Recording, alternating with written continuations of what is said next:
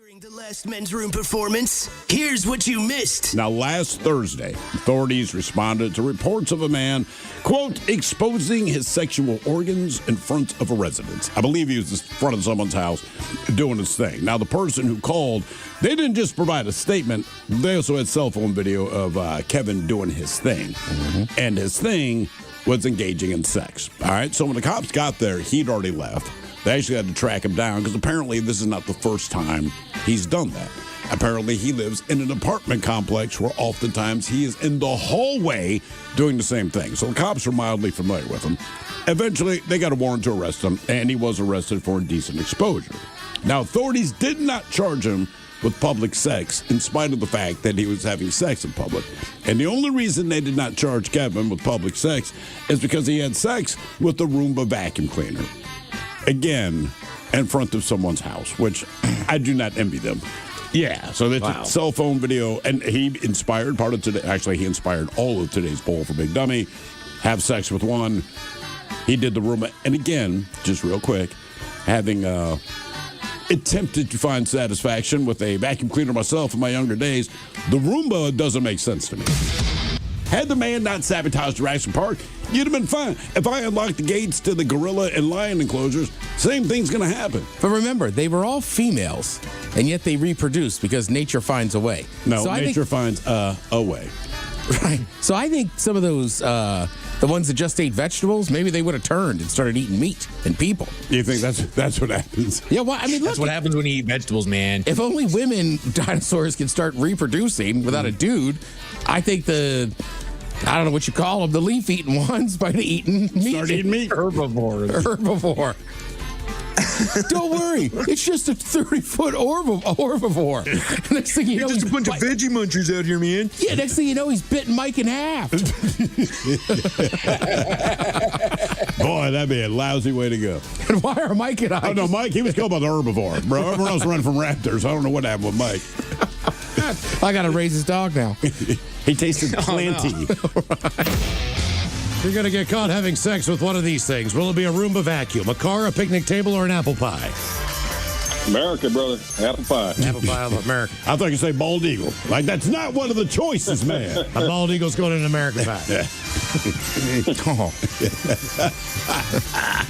Yeah. You ready to see freedom, honey? Yeah. Here's my bald eagle. Bald eagle. Damn. Proud to be an American. Turn around. At least I know I'm free. Greenwood comes on.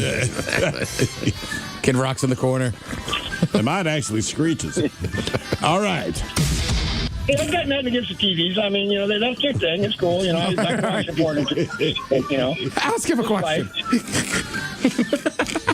Yeah. Here we go. Get ready, Eastwood? Here we go. All right. Yeah, that's fine. Go ahead. All right, your question. Wow. Where do people traditionally wear merkins? Where what? Merkins. Merkins. I heard the word. Around their ankles. I don't know. The Middle East? No, the private parts. Your genitals. It's a pubic wig. Oh. Yeah, a merkin. The Middle East. I got no problem there. Well, kind of. All right. I thought it was like a giant robe. Look, I could sit here and tell you my grandfather used to tell it how it is, but he also was wicked racist a lot of the times. That is how he saw it. So I was like, no, don't stop talking. Just shut up. Seriously, it's like we're in a restaurant. And why are they always so doggone loud in close-quartered settings? Because they're old and can't hear. And it came from a time where you could just say that stuff out loud. It didn't matter. Jeez, always. I was in a restaurant in Baltimore. We'll just say me and my uncle and my mom kind of stuck out. All right. My uncle doesn't miss a beat. And he goes, I'll take shrimp and grits. And I go, I have never seen you order shrimp and grits. He goes, seems like got a place to be good. And I was like, God damn it, Sam. Like, come on, man. But I bet he wasn't wrong. It was delicious. It was so good. When you know, you know. I don't normally get the meatloaf, but I know where to get it. Yeah, I mean, he was right. It was awesome. Just tell them like it is, Ted. Right. I've had a yellow or golden watermelon that I bought, like a half one down at the market once. Does it taste different? No, it's Really? still delicious. It tastes like, it just looked like, and I was just like, die. The guy's like, you never had one again? He goes, they're great. It's just a watermelon, but just different colors. I'll take it. Number 1 on the list, watercress. Oh, Very nutrient dense. The one drawback is there's not much fiber in there, so it shouldn't be the only vegetable you eat. I don't know who's eating all this watercress to begin with. we used to do watercress salads. What is a watercress? To me, it looks like a weed that will grow in the yard. They assure me that it's not, even though I thought it. So it's not like a chestnut. No, I mean it's a leafy thing, and it almost looks kind of like a flat clover, kind of. All right. I don't know. I mean, like I looked at it and I'm like, nope. But people love it. Would you do it at a restaurant? Yeah. Yes. Any of my interaction with making food with vegetables was at a restaurant. This is not stuff I do at home. Other people in your house eat vegetables. But I would not prepare them for them. Copy. Yeah, that's all. Okay, our men's room poll. You're going to get caught having sex with one. Are you taking the Roomba vacuum, a car, a picnic table, or an apple pie? Apple pie. Apple pie. All of which, by the way, people have had sex with. Yeah. Would you, of all the choices of pie, would apple pie be your choice? Or would you pick a different pie? It's just as long as it's warm, I think. As long as it's warm. Okay. I mean, that seems like pretty reasonable, too. Like grocery stores, corner stores sell cheap $7 apple pies. You may run on them tonight. They're hard and cold. Come on, bro. Yeah, ma'am. All right, here's your question. Although I still like Miles's idea of the Hot Pocket. Just kind of form-fitting, you know what I mean? Take one What about bite. one of those little Hostess just single pies? Yeah, same thing. Like a fruit that pie. seems You've done like most that of the fruit out. Yeah, that would work easier. And thank you for mimicking the motion. Oh, thank you, brother. Appreciate you, Harrison. Yeah. All right, you going to get down with the pie tonight, Miles? I mean, Happy birthday pie. I wish I had a pie being offered to me. I should run to the store and get you I don't need you to run to the store. I need to make a phone call. I'll text Charlie. Hey, man, you know any... we can scrounge up a couple apple pies for Miles. How to do in Eastwood tonight. He doesn't eat apple pie. Not the point, Charlie.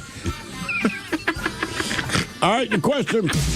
I got to groom that stuff. I don't need a wig down there. Yep. My girlfriend's an esthetician. She was a massage therapist, and she couldn't touch any genitalia. But when she became an esthetician, all bets are off. She can go down there, and I wanted her to get in there to, tear the hair off. Yep. I can't believe she turned you down. Me neither. All right. Your question. What name is given to small or immature cucumbers, usually grown to be pickled? Small cucumbers. Small cucumbers, or they're immature, but usually they're grown specifically to be pickled. And it's like a type of pickle, right? Yes. And it even kind of It rhymes almost with sounds the- like masturbation. All I can think of is gherkins. You got it. Boom. All right, thank God. Yes, indeed. Jesus Christ. Wow. Wow, that was a lot. Happy birthday. Happy boobs. I do thoroughly enjoy Eastwood. But I knew that story was going to... It wasn't even to a wilder turn than I thought, but I just knew something was going to happen. This is what to do. But he didn't know. We should have one of those I banners just- put up, KISW banners, a live night, and then people can get their picture taken with Eastwood. Sit them on a 5-gallon bucket. Floppy boobs. Wanted my girlfriend to get up in there. To remove the tufts of pubic hair. And now, the men's room legacy continues. Unfortunately, what you're about to hear is real. The members of this radio program are simply not that bright, or what some people would call educated. They are merely stupid. They're not trying to offend anyone on purpose. And all have played doctors on TV. You have been warned and are cordially invited to join the party. This is the men's room. Forget it, man, and get with the countdown. Get with the countdown. Shake this square world and blast off for Kicksville. The trippers, the grasshoppers, the hip ones, all gathered in secrecy and flying high as a kite. This is the men's room with Miles and Thrill. You know what they say, shake your radio more than 3 times, and you're playing with it. You're listening to the men's room. And away we go. Welcome to the 21st Amendment season, episode number 4,465. Along with Steve the Thrill Hill, the Ted Smith, And my God. Montgomery! Catch him on the men's row. On tap today, we celebrate National Escape Day on a Bad Choice Friday. The return of Ted versus the FCC. Plus headlines, a men's room shot of the day, fun with listener emails, and everyone's favorite, TV Time with Ted. Clack, clack. All right, here we go. A car shipped from the U.S. to Belarus makes its destination with a raccoon inside. Meanwhile, New Orleans police are looking for an on-the-run felon whose mouth was opened wide. Man uses counterfeit money to buy flowers and chocolate for a stripper at the club. A Southwest flight taking off over 100 miles per hour sees liftoff, needing to be scrubbed. And several cats and dogs are rescued in Spain after torrential downpours. That is all coming on today's very special episode of The Men's Room. And now, here's the question. Hola, bitches. Good day to you and yours. All right, earlier this week during our award-winning segment, Profile This, we shared the story of a Florida woman who got into an argument with her mother. Now, look, people fight with their mothers all the time, but what set this woman apart was that she got herself arrested after assaulting her mother with a pork chop. Was it cooked? Was it still raw? We don't know. But either way, that pork chop ended up in her hand, and she launched it across the room and hit her mother in the face. Now, whatever they were fighting about had nothing to do with pork chops. The pork chop just happened to be a convenient weapon in the moment. Meanwhile, in Texas, a man was shot in the head and died because he would not share his French fries. I wish I was making this up. He got an order of fries. His friend wanted some fries. He said, "You can't have any fries." His friend said, "Are you serious?" He said, "I'm dead serious. Don't touch my fries." It ended with him getting a bullet in the head. So he ended up dying because he wouldn't share his French fries. But speaking of death and food, we go to the United Kingdom, where a woman died because of marshmallows. Now, look, nobody killed her. She was in a marshmallow eating contest. We do not know if she won. We do not know if she lost, but she ate 12 marshmallows in 1 minute, which blocked her airway, and then she dropped dead. And in Canada, a teen was attacked by a raccoon in his backyard. He's just soaking in the family's hot tub. But then the raccoon came up. Now, was the raccoon rabid? No, it was not rabid. The raccoon wanted the kid's bag of Starburst candies. And in case you're wondering, yes, after biting the teen, the raccoon did make off with the Starbucks because, as the slogan says, they are unbelievably juicy. And apparently the raccoon now agrees. But look, these things happen. Now, food pops up in a lot of ways. We know if you're going to sit down for dinner, food is involved, but sometimes something entirely different is happening, but just because food is present, it ends up becoming part of the story, whether it should have or shouldn't have. And that's what today's question is all about today. Our question, brought to you by our friends at Advanced Hair Restoration, is: how did food end up being part of the story? To be a part of the big show, call 206-803-ROCK. Like the Men's Room on Facebook, follow us on X and Instagram at Men's Room Live. Send your emails to the Men's Room at KISW.com. And now, watch the show live on YouTube at KISW Rock. A proper...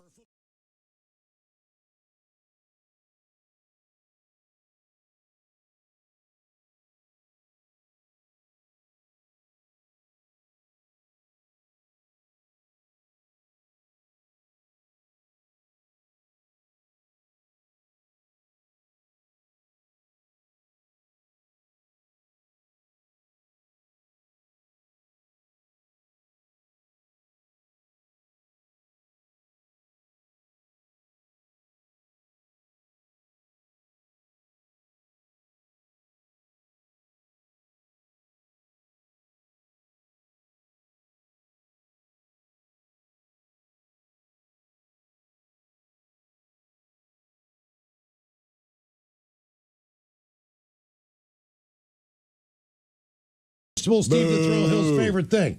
It's all about vegetables with Ted's Meat Potatoes coming up at 4:30. Well, you know, we figure next week you got the Super Bowl. People are eating a lot of that kind of food. Just got through the holidays. Let's talk veggies. Are you saying that we should eat healthier over this weekend and the following week so that we can gorge our faces off on Sunday? That's the idea, but, you know, we all had lunch for pizza. Pizza for lunch. Yes, we all did have lunch for pizza today. Delicious pizza. So it was goddamn delicious. Yes, it was. Highlight of the day, Miles. That's right. That's right. So, and I believe, do we still have the Monday off after the Super Bowl? Is that something that's going to maybe happen? Well, the last two times they played. No. That was 11 years ago. It's a different regime. You know what I mean? Maybe it's not the same that holds true as it did 11 years ago. I'm saying we should. Yeah. I think you two should push for it. Well, that was the one thing that we. I'm going to. That was the one thing that we thought about, man. We watched the Seahawks game. We're thinking, man, that's pretty special right there. The city is really fired up. Yeah. And then I thought, I think we might have to work on Monday because typically we take the Monday after the Super Bowl off. Correct. Yeah, for the same reason anybody should. Doesn't matter who's playing. We just typically take the day off, and It still doesn't. Right. Look, I'm predicting the Seahawks are going to win. They're better than the Patriots, and I know any given Sunday. I'm saying the Seahawks win. Why would I come in Monday? You're already going to be excited. What am I going to do? If your team wins the Super Bowl, you're in a good frame of mind for a long time, right? That's one of those happy hangovers that kind of last to the beginning of the next football season. Mm-hmm. There's nothing I can say that's going to make you feel better. If they lose, there's nothing I'm going to say to make you feel worse. I mean, it is what it is. What is the point? Right. You're not going to feel like crap. Well, it is ironic because we usually take it off. Yeah. So I've had 5 friends been like, dude, taking a page out of your book, taking it off Monday. Yes. And I was like, they're in it. I don't think I can. Well, typically we'll take President's Day off or something like that just to exchange, or we'll work President's Day or whatever the deal is, just to exchange that day. I don't know if we can talk Castle into that or not.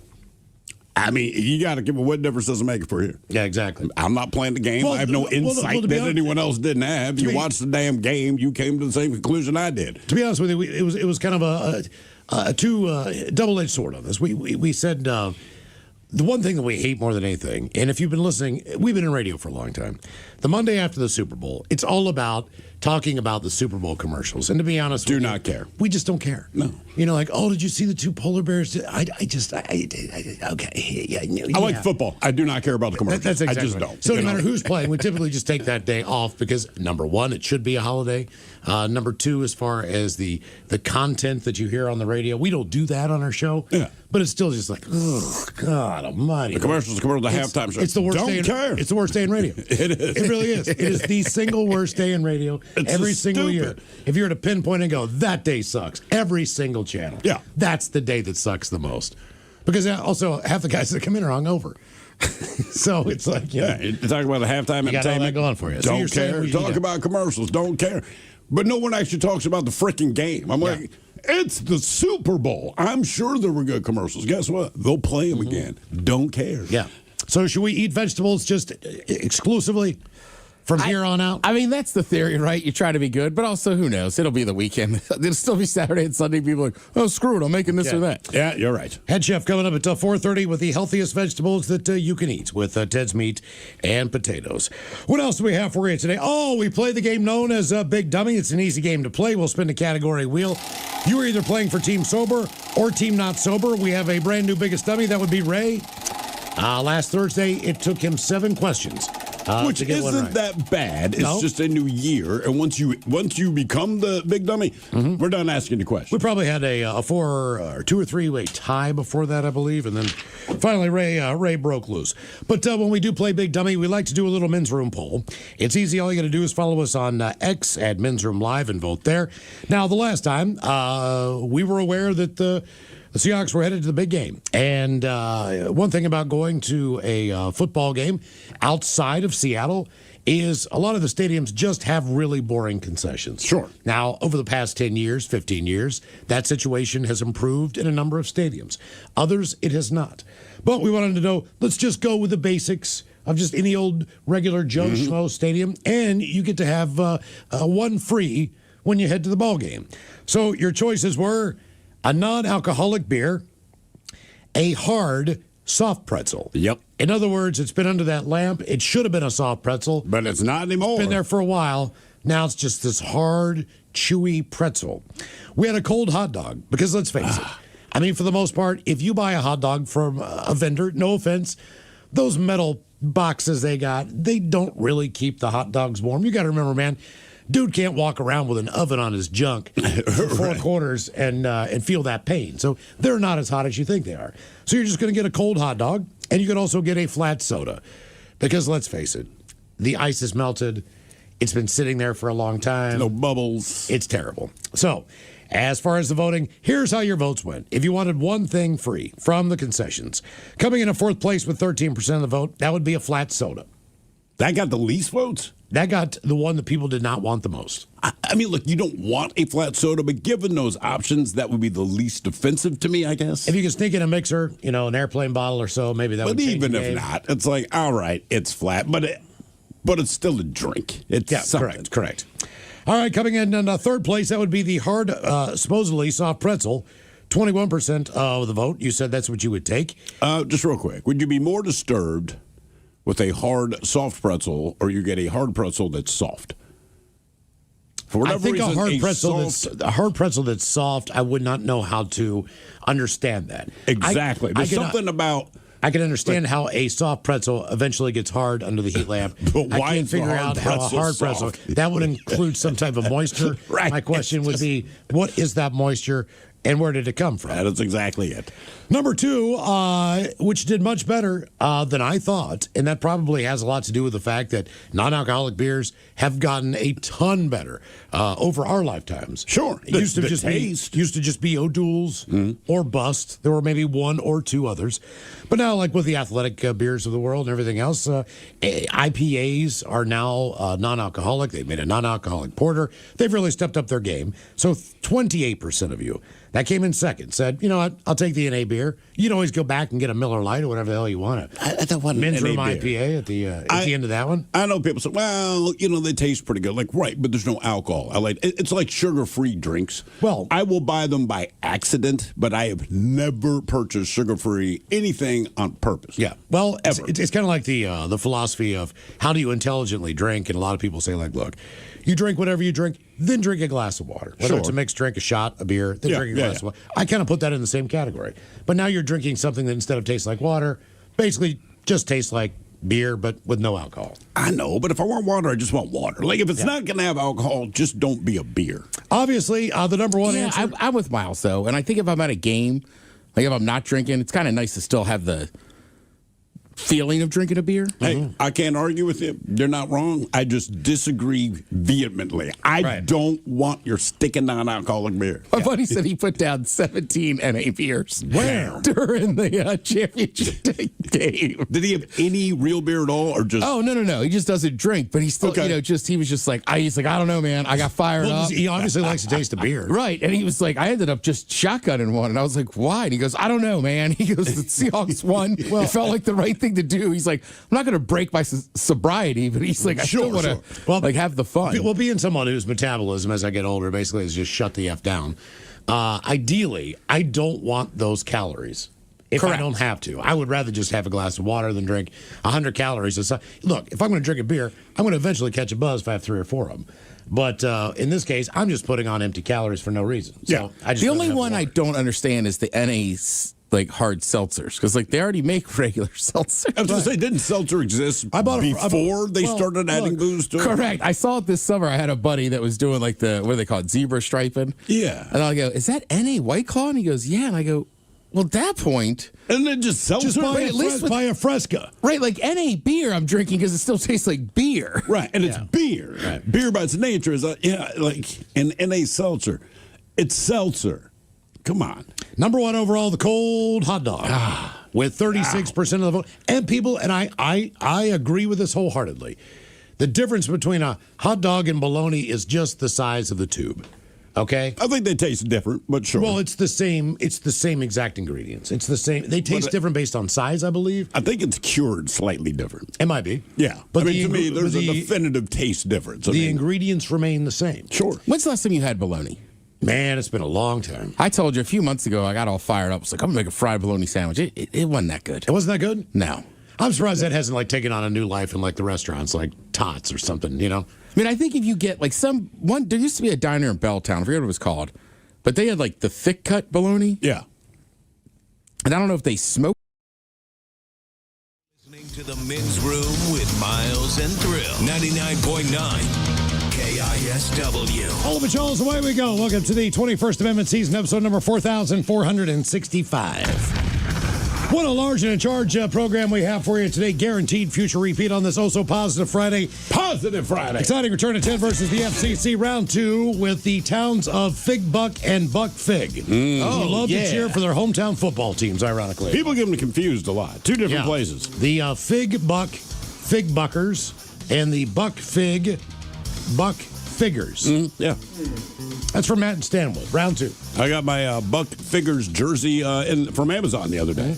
I'm saying 0% chance. You know, on your word of the day, Mike, when you always say what our percentage is of getting the word of the day right, I'm saying 0. You're not even giving him a percent. I say this goes 3 rounds. Ted could get a knockout in the 3rd round. 2nd round, I say it's another loss. I'm giving you 25%, Ted. Thanks for having faith in me, dude. I didn't say that. I said 25% is not a lot of faith. I'm not putting my money down You on have it. 0%. I have 0%. I have more faith than Miles, but not a lot. Ted versus the FCC is coming up. Of course, we will drink and toast of the weekend with the shot of the day. That's Bad Choice Friday time. You know it's Bad Choice Friday. It's Bad Choice Friday. You know it's Bad Choice Friday. Hey, man, this is your fault. Shame on. And today we celebrate National Escape Day on a Bad Choice Friday. What is National Escape Day? I had to look it up myself. I'd never heard of it until today.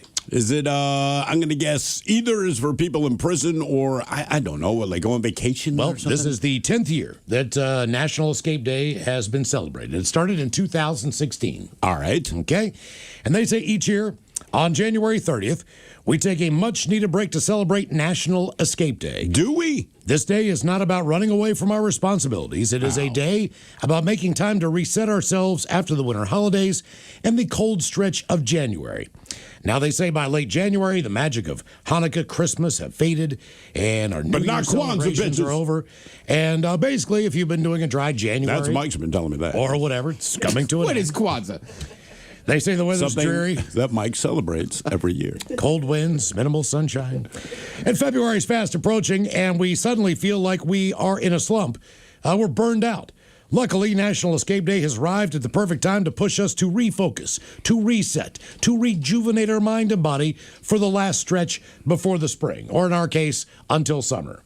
Do they give any suggestions? It's one thing to just beat everyone down and say, oh, man, terrible time of the year, all this crap you got to face.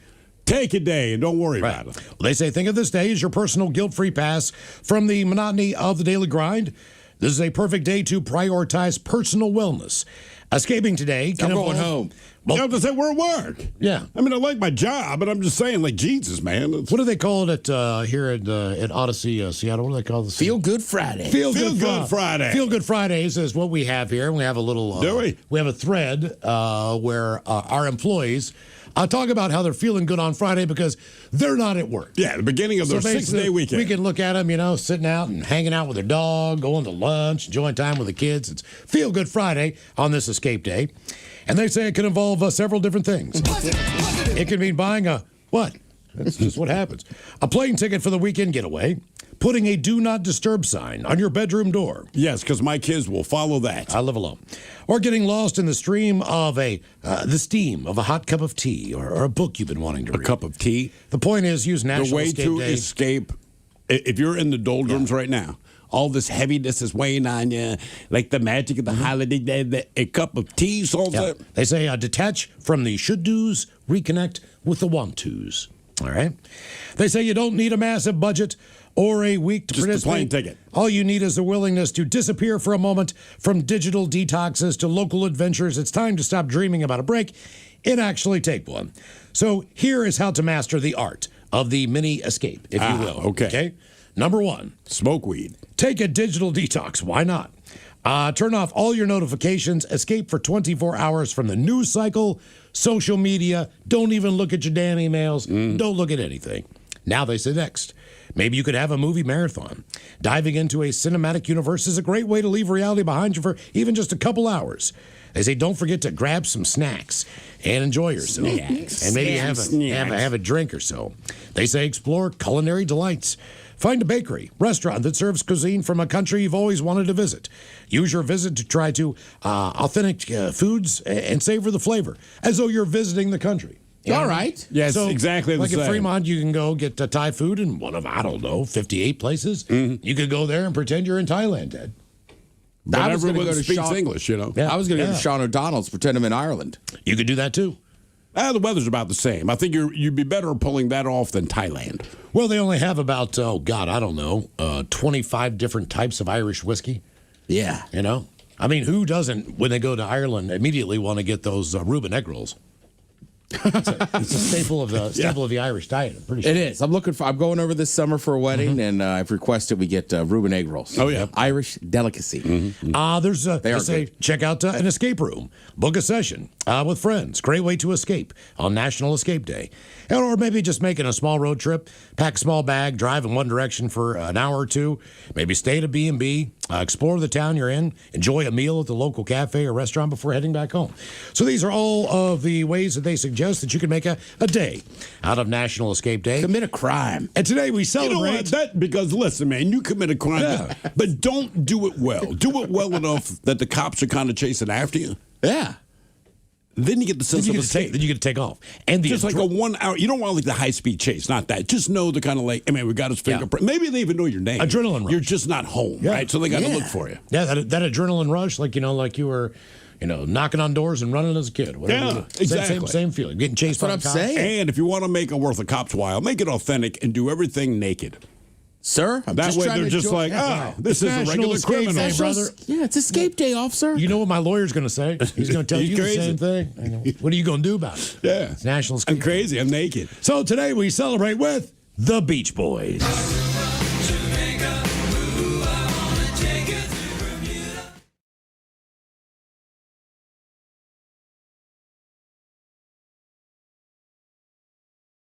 No, it does not. What's the place in Michigan? It's not It's in your, Kokomo. it's in your head, dude. Kokomo. Yeah, but all the other places he listed are real, like Aruba, Jamaica, they're there. But he's like, I'm going to take you to Kokomo. You know why? Because he's celebrating National Escape Day. Well, no, baby, we're not physically going there, just in your mind. Brother, I'm drinking a tea right now. All right, I'm in Kokomo. Is that Kokomo tea? Pure Well, leaf hey, Kokomo what tea? Miles said, have a cup of tea. I'm having a little bottle of tea. I'm having a delicious Fresca. I'm sparkling drinking soda water That's not really escaping. out of my little bitch bottle. I I don't know know. why you drink out of that little bitch bottle. The Beach Boys and Kokomo taking on Rupert Holmes. If you like pina coladas,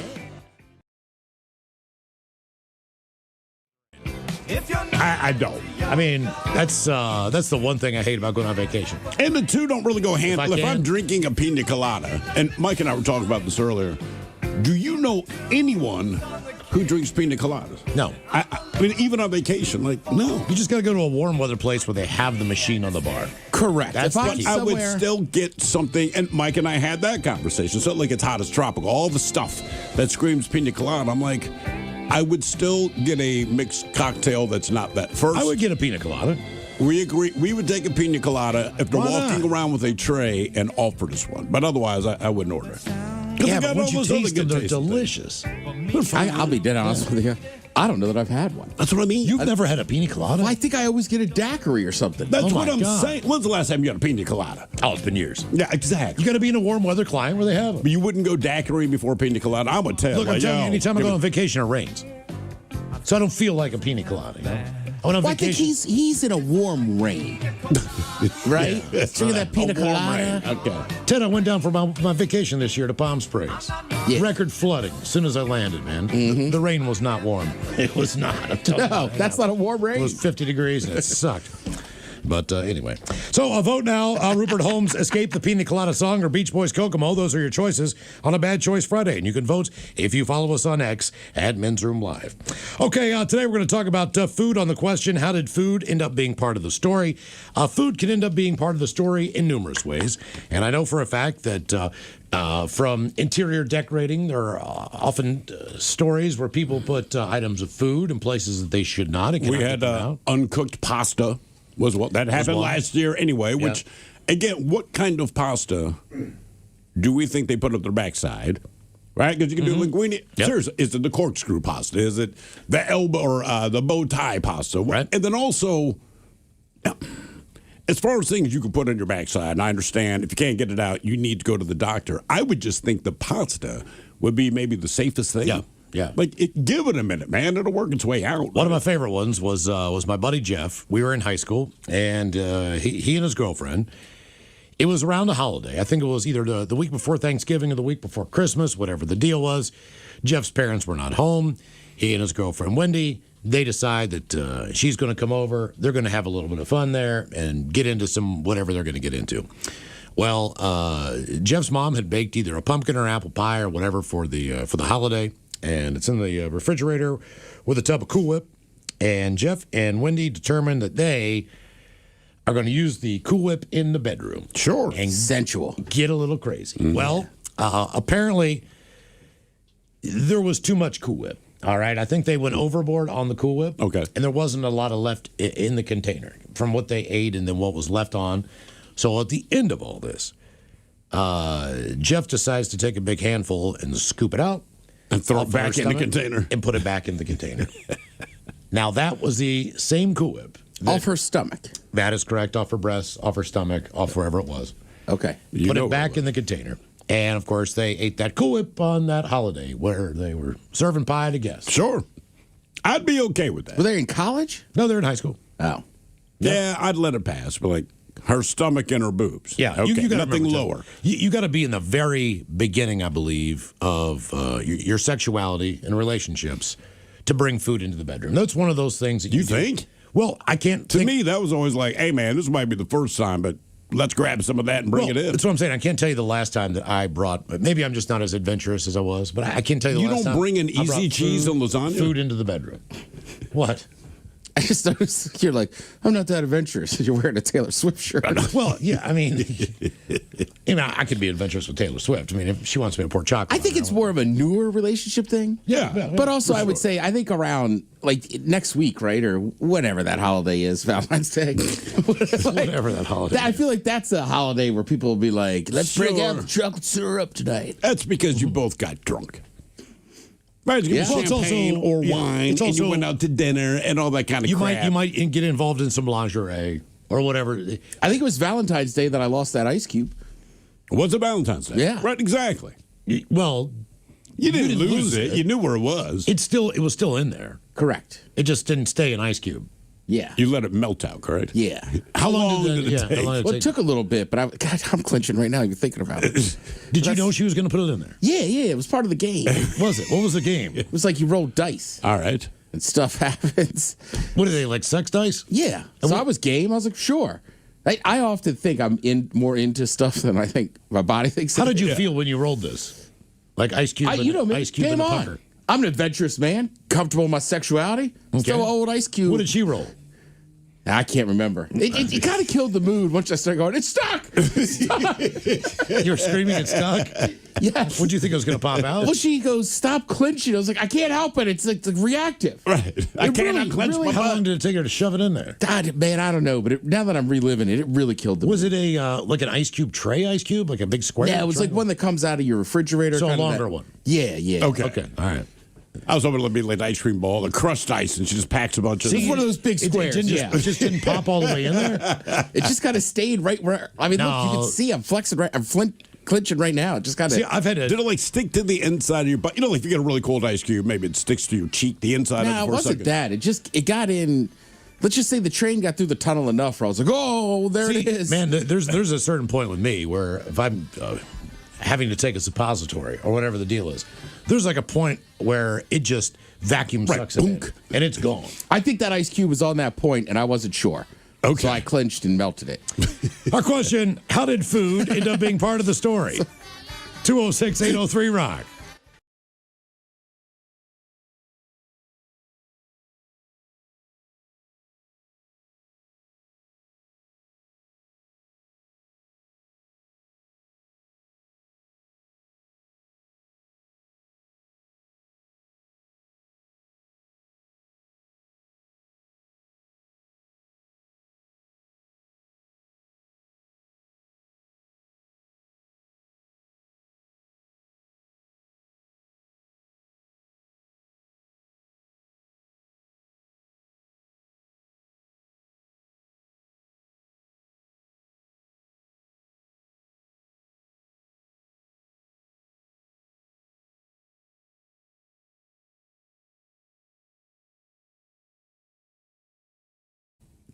And I don't know if they smoked it first, then cooked it. That was good. But yeah, I just bought cheap bologna and was like, I'll fry it up. I see people doing it all the time. And like people in the South love it. Just Yep, one of for course. me.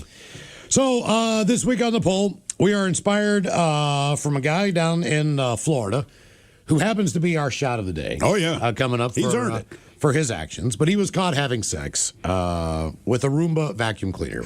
We'll give you the details on that a little bit later on. It's exactly what it sounds like. I'm not sure how the formatics work on that because I've never had a Roomba, but I was speculating maybe just the vibration of the vacuum cleaner. Because isn't when it it's just running. a spinning brush on the bottom? But that's my issue. Is it doesn't like with a regular vacuum you have the attachment for the suction tube. That's what I tried as a kid. Correct. Right? It just, I pulled the little hose out of the back, stuck it over my junk, thinking I had stumbled onto some kind of genius. It wasn't. I'm sure a million people did it before me. It doesn't work, and the sound of the vacuum attracted my father into my room. It's hard to explain how well, that's it, right? Because the thing started squealing, right? And with my father, when it comes to vacuuming in the house, right, he is very precise how you do it. So depending what you rolled over and all that kind of thing, he's always listening, right? So I didn't think this would happen. I stuck the thing in my junk. It immediately started squealing. And my father, like, by the time he opens my bedroom door, like, I had gotten my pants kind of back up, but it's just weird because I'm just holding the empty attachment. The vacuum is still running. He looks at me. I look at him. I'm sure my face said it all. He just kind of tilted his head and just closed my door. Yep. Because normally he would say what happened. The fact that he did not ask what happened told me he knows that his son just put a vacuum on his penis. You guys, right? You've both raised. I mean, you're raising teenagers now. Miles, your kids already. But like, I told you, I got caught by my mom once. We have never spoke about it. You won't. Like, I was saying, I don't think you guys would either. It's just like it was your dad. It's just like. I can tell what's going on. I'm going to leave this room. And we both knew it, man. And that's almost what makes it worse. You know, it's just that half second of eye contact, and it's just so clear what I've just done. Especially with females. Unless they're going like circus crazy or something. I mean, you're probably not going to be able to tell what they're doing if they just have their hand down their pants and pull it out real quick. Right. You can tell by their face. Yeah. The face is what. My pants were closed. My penis was not exposed. My father just looked at my face, and clearly it said, I placed the vacuum on my penis, Dad. Yeah, so we're going to get caught having sex with one, okay? And if you want to chime in on what you've actually had sex with, it's an inanimate object. If you want to share that information, that's fine. Told you, I tried silly putty when I was a teenager. Oh, you'd be surprised. You got it stuck in your pubes, right? Yep. People admit a lot of stuff. People have admitted, believe it or not, this is a true story. Having sex with a couch. There's all kinds of heard that. I've heard all kinds of crazy stuff with people. So the first one. Now, are they humping the couch or are they going between the pillows? I don't know. I'm assuming you're going between the pillows, right? I need to read his book. If you're trying to recreate because he talks about it in depth. But either way, the first option that you get caught having sex with is, in fact, a Roomba vacuum. Okay? Does it have to be a Roomba? Well, yes, it's a Roomba, because that's the story. Yeah. So that's the inspiration. So Roomba's number one. Now, next up is a car. And we bring you the story. Edward Smith's love of cars didn't translate into a nice collection of rare vehicles. What was that name? A career as a mechanic. Edward Smith. R.I.P. Dad. Oh, no, he wanted to express his love in a different way. Edward is one of a tiny number of people who are called mechanophiliacs. There are about 500 cases documented. I pictured the Animaniacs when you said that. These are people that treat car washes like late-night Cinemax movies, except instead of naughty inmates in an all-girls prison, it's seeing that dirty slut of a Scion get buffed nice and slow, just how Papa likes it. The dirty slut of a Scion. By Edward's count, since age 15, he's made love to around 1,000 cars. And Humble brag. He does not care who knows about it, judging by the fact that he's done TV interviews, multiple. Now, Edward's current fling is a Volkswagen Beetle named Vanilla, which instantly makes every Herbie the Love Bug movie ever made 5 times creepier.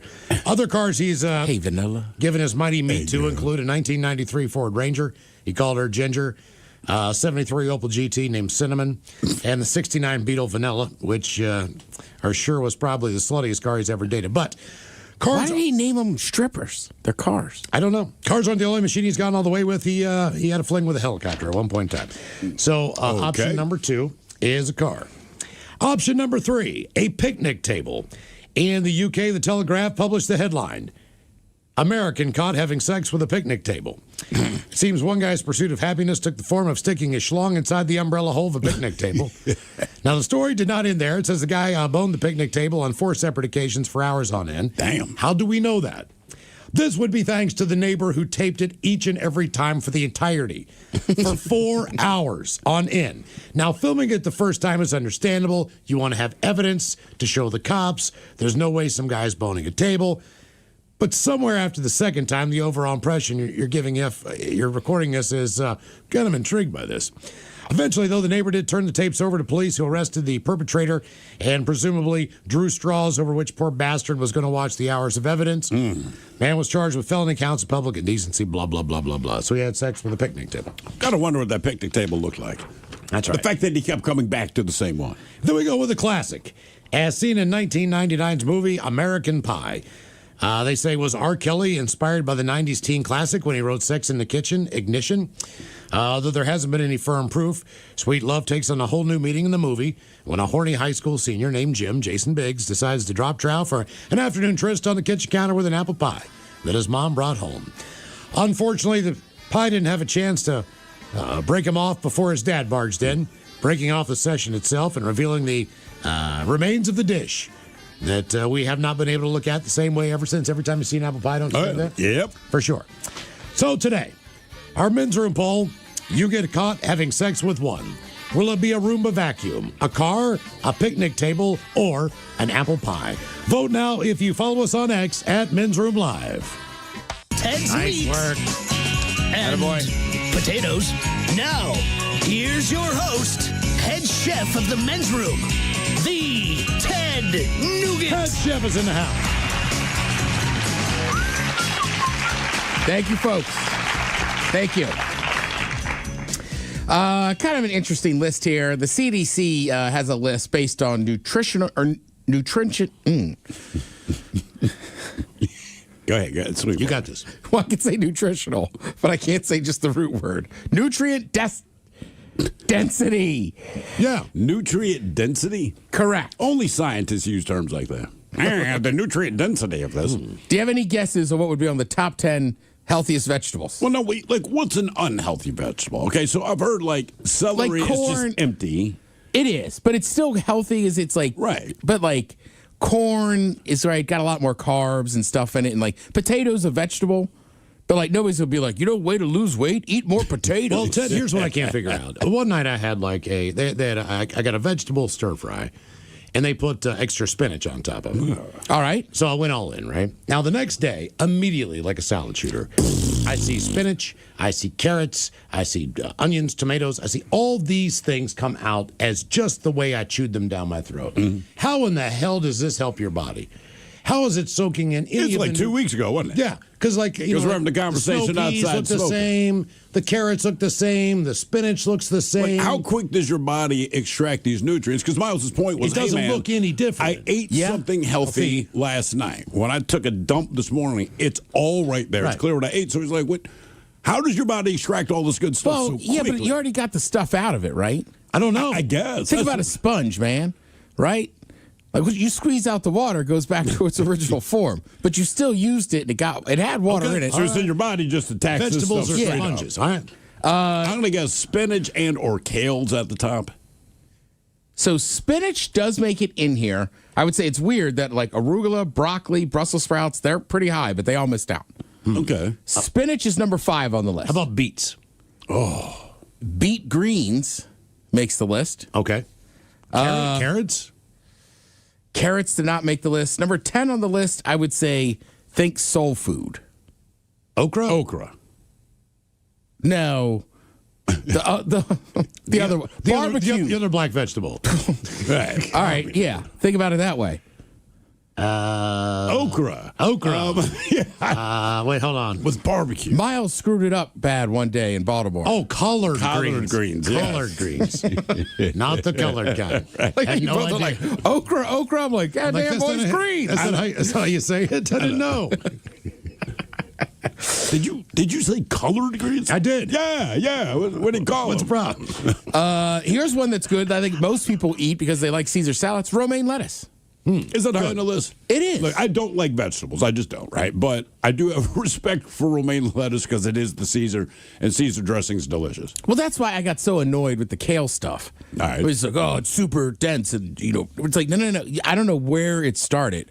Like, you make the same Kale kind of- industry. right? And then the same foodie people had to be like, you got to have kale, and it's like it has the same nutrients as almost every romaine lettuce is higher on the list. You know what I think they probably... Caesar salad invented in Mexico. You know what I think they probably pushed kale, and I mean this honestly. So at one point, 90% of all of the kale sold in this country was Pizza Hut, Yeah, to cover their ice.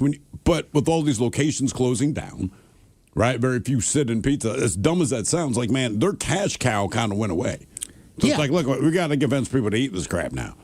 Well, and like, look, I eat vegetables. You guys see me eating salads all. Sure. Yeah. The kale army is ridiculous. I just don't like it. It's bitter. Yeah. Right? And it makes me have to poo in like 2 hours, it feels like. People are like, oh, you haven't had my kale, dude. Like, all right. No. What is your kale? Right. Or like, we have a kale Caesar salad here. Cool. Won't take it. Is that just kale covered in Caesar dressing? Right. It's the same ingredients. Hey, like, ladies, I have a Caesar penis because I put dressing on it. right. Like, come on. Parsley makes the list. Parsley, really? Correct. But you don't want to eat too much parsley. You will get kidney stones. Okay, good. I did not know that parsley was that quote unquote health. Because every time you see it, you know, you always move it off of your plate. Like, table, if you go Well, to a restaurant, I don't think they do it anymore. When I was a kid, you always had parsley on the side of the plate because it is a digestif. But when you chop it up and you put it in food, it does actually add a very fresh taste without the flavor. It does. It does. I put it in my stuffing. Leaf lettuce, right? Types grow loosely on their own, not part of a head of lettuce. Okay. So I think is that like butter lettuce? I think like a head of lettuce is the least healthy Right. lettuce. The iceberg lettuce is going to be the least, right? For sure. But with that said, like at the end of the day, like just It's still lettuce. right. You're still eating vegetables. It's still a Cobb salad to me. Chai chori. I don't even know what that is. Chai choy. Chai choy. Is it a What if cabbage that's like of some kind? choc boy or something? CHICORY. Chai chori. There's a lot of vegetables I look at and I go, KISW HD1 Seattle. Always live on the free Odyssey app. From the Pinky's Plumbing Studio, you're in the men's room. Text the guys at 206-803-ROCK. Story featured on Profile. This Florida teenager is behind bars after striking her mom with a pork chop during a domestic battery. Police charge Farrah Kernan, 18. She was arrested for battery following the disturbance at the Jensen Beach home she shares with the 46-year-old victim. That would be the mom. She is locked up in the Martin County Jail for $2,500 bond. That's it. I think she's still in there. According to a probable cause affidavit, Kernan's mom told cops that she had been involved in a verbal dispute with her daughter, who she said had, quote, been drinking alcohol earlier in the day. Mm-hmm. During that argument, the woman alleged that Kernan smacked her in the face and then chucked a pork chop at her. Police on the scene observed food residue on the victim's left shoulder, which was consistent with her statement that she had been hit with a pork chop. When questioned by cops, Kernan appeared confused and became emotionally upset, began screaming and crying, and continued to act uncooperatively. A friend of the victim who was present in the residence recorded video of Kernan striking her mom, so they had it on tape. She was arrested last year, by the way, for trespassing on a Jensen Beach causeway, a day after being issued a trespass warning for a physical altercation with another female. Now, as part of the deferred prosecution agreement, Kernan was ordered to perform 50 hours of community service. And have no pork chops. Our question, how did food end up being part of the story? 206-803-ROCK. No more pork chops, dude. Mm-hmm. Hello, Reginald. Welcome to the men's room. Hello, Steve. Hola. Hello, men's room. How are you, man? First two things I think I want to say. Positive Friday. Hell yeah. Also, say it with me now. See. Oh. Heck yeah. I don't know if you can say the other words. So, first time listener or first time caller, long time listener. Y'all are awesome. Food story. Quick headline. I don't know if I can say the company name or should. You don't have to. You don't need to. You don't need to. No, you don't. I mean, I don't need to, but I don't. But y'all don't. And y'all ate it, stopped eating when you were 12 like me. Banquet. Look, y'all make some good meals. This was a long time ago. Banquet fried chicken. It was frozen fried chicken. I cooked it up in the oven. Yeah, I remember that. Pulled it out the oven. Took a bite out of it. There is a maggot worm alive. That's my story. Well, you're alive, but wait, it's frozen, and then you heated it up, and that maggot survived the process. Cooked it in the oven for the 45 minutes. This is a testament to the creature. And this is I'm almost 40, so it's like when I was 15, 12. Banquet, maybe they upgraded. Well, traditionally they did not serve it with maggots. I think you probably got a one-off. I don't think they ever offered. I don't know how that happens. but that. It's just the factory, man. I mean, listen, if you go through like the FDA regulations of what they will allow or not allow, like obviously they don't want human fingers in your chili. They understand that. But depending on the grade of food you're getting, right? So like tomato paste, as far as the FDA is concerned, because they understand how it's processed, where you're processing it, and what local wildlife might be in the area, mostly of the 6-legged variety. I mean, look, man, you'd be stunned at what you're probably eating, because they're like, look, there can be a certain number of larvae, there can be a certain number of insect eggs, a certain number of body parts. It can't be like the whole roach, but they were like, wow, if 5 of the 6 legs of the roach in there, that's okay, tomato paste. Then when you get to tomato sauce, it's a little more strict. Still not exactly as strict as you would like, right? So, and back in the days I was cooking, we'd have to go through that with the health department. And it blew our mind, because it's one thing to know what you have to do at the restaurant, right? Temperature has to be, or the food has to be at this temperature, all that. That was fine. But then they gave you kind of the list of, these are the products you're using. So the FDA allows blah, blah, blah, and blah, blah, blah. And we're like, oh my God, like, why are you even here? Yeah. We would never, we as a restaurant would never serve you anything knowing that all of this crap is in there. But some of the ingredients you use, man, it's there. Now, that said, maggots pretty much not allowed anywhere. Yeah. I told you I got a French fry butt in my French fry, or a cigarette butt in my French fries. Where were you? Was that in town? That was in Seattle. Okay. My first thought was, were we in New Orleans? I know that sounds bad, but there you kind of go like, it's just because you can watch the guys smoking as they're making your food. Mm-hmm. You know, one of the guys shucking oysters, he's choking down a cigarette. They do not care. That was a bit much. I do remember this. Did you say anything?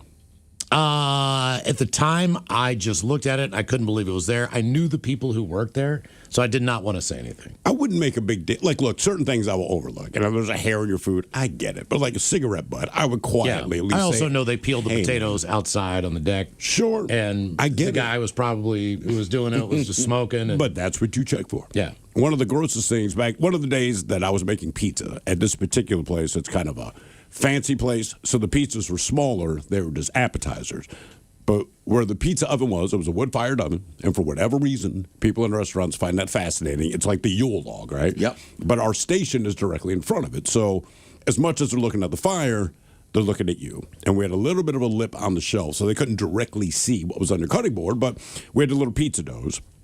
And the place I worked had a subsidiary bakery across town. The bakery made all of our dough. They delivered it to us.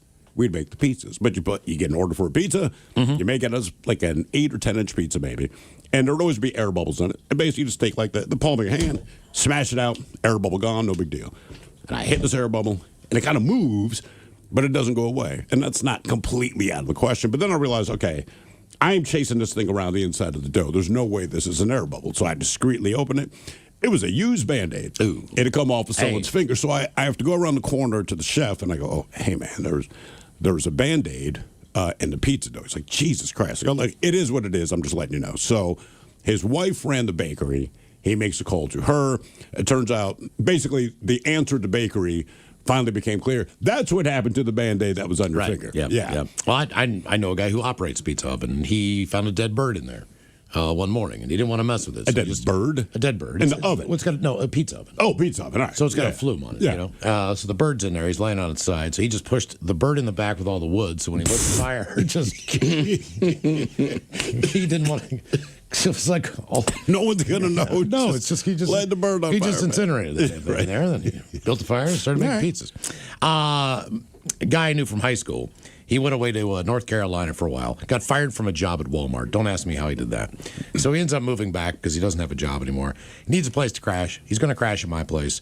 I'm living with 7 other people. Cool. He brings his girlfriend. He brings his dog. This is supposed to be a week. Okay, about a month and a half goes by. Tim's still on the couch. He's living there with his girlfriend. This is the living room. This is where everyone sits, watches TV. He's kind of taking over. It's getting a little bit annoying. He's not pitching in, obviously. He has no money. The problem with Tim is he is eating everyone's food, all right? I mean, everyone's food. So this gets annoying because if you have to live with 7 other people, it's because you don't have a lot of money. Right. So any food ramen noodles, they'd be gone. Frozen burritos, the typical stuff that college-age kids buy to throw in the microwave real quick. If you had popcorn, he'd eat it. It didn't matter. So at one point in time, me and my buddy Craig, because Craig was getting pissed, because Craig would legitimately go and buy groceries and stock them up, but there was only one refrigerator, you know? Right. So Tim ate something, and Craig was a cook at a bar, and he's like, hey, look, man.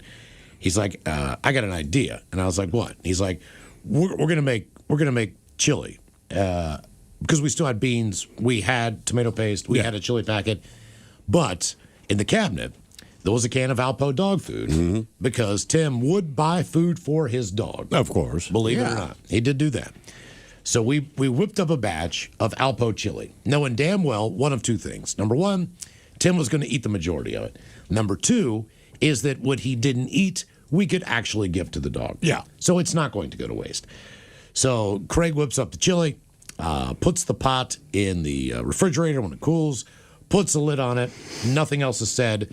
But every single person in that house was given the warning. Right. That look, because no one else really ate anybody else's food. Just like whatever you do, just don't even take a bite of that chili. Yeah. Because it's just not chili. It's not chili. It's something else. So go to school, come back. I think Craig made it that night. The next day, half that pot of chili is gone. And Craig kind of fakes it. He goes to the living room and goes, hey, which one of you jackasses is eating my chili? And Tim's like, well, I just had a bowl of it. And he goes, you had a bowl of that chili? And he's like, yeah, man, I'm sorry. He's like, no, don't worry about it, man. It's all good. It's all good. Don't worry about it. He's like, well, I might have had 2 bowls. And he's like, okay, because half the pot was gone. Yeah, don't sweat it. Craig did not say a word. He did not say a word. He just kind of smiled and knew. He's like, well, man, just go ahead and eat the rest of it if you want. I mean, most of it's gone already. And they both ate the rest of it. Yeah, we did that to a guy, a bartender we worked with, a place called the Atlantic. He was just a crotchety, mean, horrible person all the time, and we did family meal, as they called it, before shift. And it wasn't Alpo, but it was dog food. Whipped up the whole thing. Now, keep in mind, none of the other wait staff's eating it, because just like your roommates, we let them know. We did not hate them. Dude came in, grabbed a bowl, goes back to the bar, finishes setting up. And I don't know if this is a compliment or an insult, all right? But there's like a little stair we had to take up to the kitchen. So he walks back into the kitchen, scooping himself more of this on the plate, looks us dead in the eye, and is like, this is the best effing staff meal you guys have made.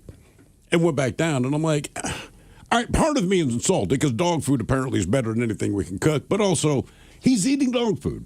So I'm okay with that, man. Yes. A Fort Worth man unfortunately passed away Wednesday after being shot in the head during an argument over French fries at an apartment complex. The fatal shooting, they say, highlights how minor disputes can escalate quickly. You don't say. And lead to deadly violence, leaving one man deceased and another on the run from authorities. Officers responded to the residence at 6:30 after reports of gunfire. They found a man with a gunshot wound to the head. And despite life-saving efforts by the Fort Worth Fire EMS, the victim died later at the hospital. Investigators said the shooting allegedly stemmed from a gathering of friends. That's why they know what happened. Detectives said the argument began when the victim refused to share his French fries with the suspect. The disagreement quickly intensified and escalated. The suspect allegedly drew a weapon and shot the victim in the head before fleeing the scene. Jesus, man. They did identify the shooter because there were other people in the residence at the time. That's why they could say what this fight was over. Ted. They searched the area, but he is still on the large. Detectives are looking for the suspect to speak to him about the incident. But they're not going to speak to you about it. They're going to arrest your ass. Yes, they are planning on releasing the victim's name after positive identification and family notification. And they are also going to eventually release the name of the person that was responsible for the shooting. Did they say how old this guy was that got shot? It does not say that. I mean, look, as a parent, man, I worry about my kids because it's just built in. Biologically, that's what we do. He's skiing today. I'm not overly worried, but I recognize, hey, man, he hit a tree, blow out his knee, whatever. If someone called me to say this horrible thing has happened to your child, and I'm thinking, okay, it's a robbery gone wrong, like, no. His buddy shot your son in the head because he didn't share his French fries. Well, my thing is this. I can't wrap my head around It's a gathering. Did he just decide to make some air fryer fries for himself? Was this part of an order that they did, like through DoorDash or something? Like, you order your own fries if you want them. They were his fries. Fries are not a shareable item unless you are in a relationship with a woman. That's the only way. Dudes don't share So I French will say, fries. sometimes they're unless they good want to enough. get smacked. Sometimes they're good enough. I might say, hey, Try this. try this French fry. But that's you offering it to. Correct, right. But you can't just reach I'm over not and take asking. somebody's fries. Yeah. I would not shoot anyone over it, but you're right. I mean, look, if you want food, get your own damn food. I'm sure that conversation happened in the course of all this before it escalated. But like, hey man, these are my fries. I got the fries. I want to eat the fries. If there are fries left over, you can have those fries. But until such time, they are my French fries. You ever seen the cinematic masterpiece called Men at Work? Years Charlie ago. Sheen? And Emilio Emilio, Estevez. yeah. Is that Right, the so garbage they're movie? garbage men or whatever. Yeah. So they have this guy that has to ride along with them. Forget, he's one of those famous black actors. You know him from a bunch of things. It might be Keith David. Okay. Maybe. Yeah. That makes sense. But same thing. He's a Vietnam vet. He's a little loose in the head, and one of those guys goes to take his fries, and he just puts this death grip on him, and he's like, "You never touch another man's fries." You don't. No, you do not. How did food end up being part of the story? 206-803-ROCK. Hello, Aaron. Welcome to the men's room. Hello, gentlemen. Hola. So I went to high school with this guy who was a cook at a restaurant. This was in Texas. And he was cooking up a chicken fried steak for a customer and realized he knew the guy he was making it for, and he was not a fan of him. So he put his finger in his nose, wiped it on his chicken fried steak, covered it with gravy, and served it up to him. Damn. All right. Yeah. Yeah.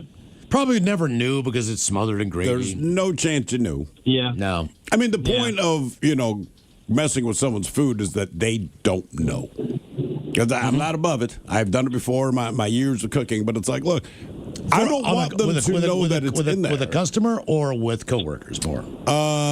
Well, actually, with customers, I've threatened customers directly bodily harm, but never mess with their food. I can't say that. However, there was one chef, and this is the spinach in the pants, but one chef I'm working for, we are slammed. She's off that day. But what's weird about this chick, she comes into work, she's off, but shows up in her chef's coat and chef's pants. It'd be like, I don't know, it'd be like a football player walking down the street in shoulder pads and a jersey and a helmet. Okay. Like, dude, it's kind of the same thing. So we thought maybe she was there to help. She wasn't. She grabbed the seat of the bar. Fine. She orders risotto with wilted spinach. Fine. In my mind, and maybe I'm wrong because I never asked, but the ticket machine's going crazy. It's like a cat spinning your toilet paper roll. And to me, we knew her order was there and we had it in, but the risotto, it took just a little extra time to make, right? So it's like, That's risotto. And I don't want to waste the burner on her food, not because I'm being mean, but in my mind, the paying customers come first. Because customers traditionally understand less about what's going on than the freaking chef. Like, you understand we're busy, wait an extra 10 minutes, but we'll get you your food. I thought that was the right call. Turns out it was not. So the chef walks around the corner and just in this snooty voice, like, "Where's my risotto?"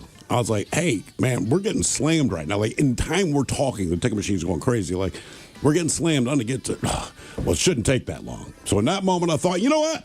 I'm going to hook you up. So, again, it's risotto with wilted spinach, and traditionally what we did was wilt the spinach in a hot pan. I mean, the pan's already hot. Yeah. It wilts in no time.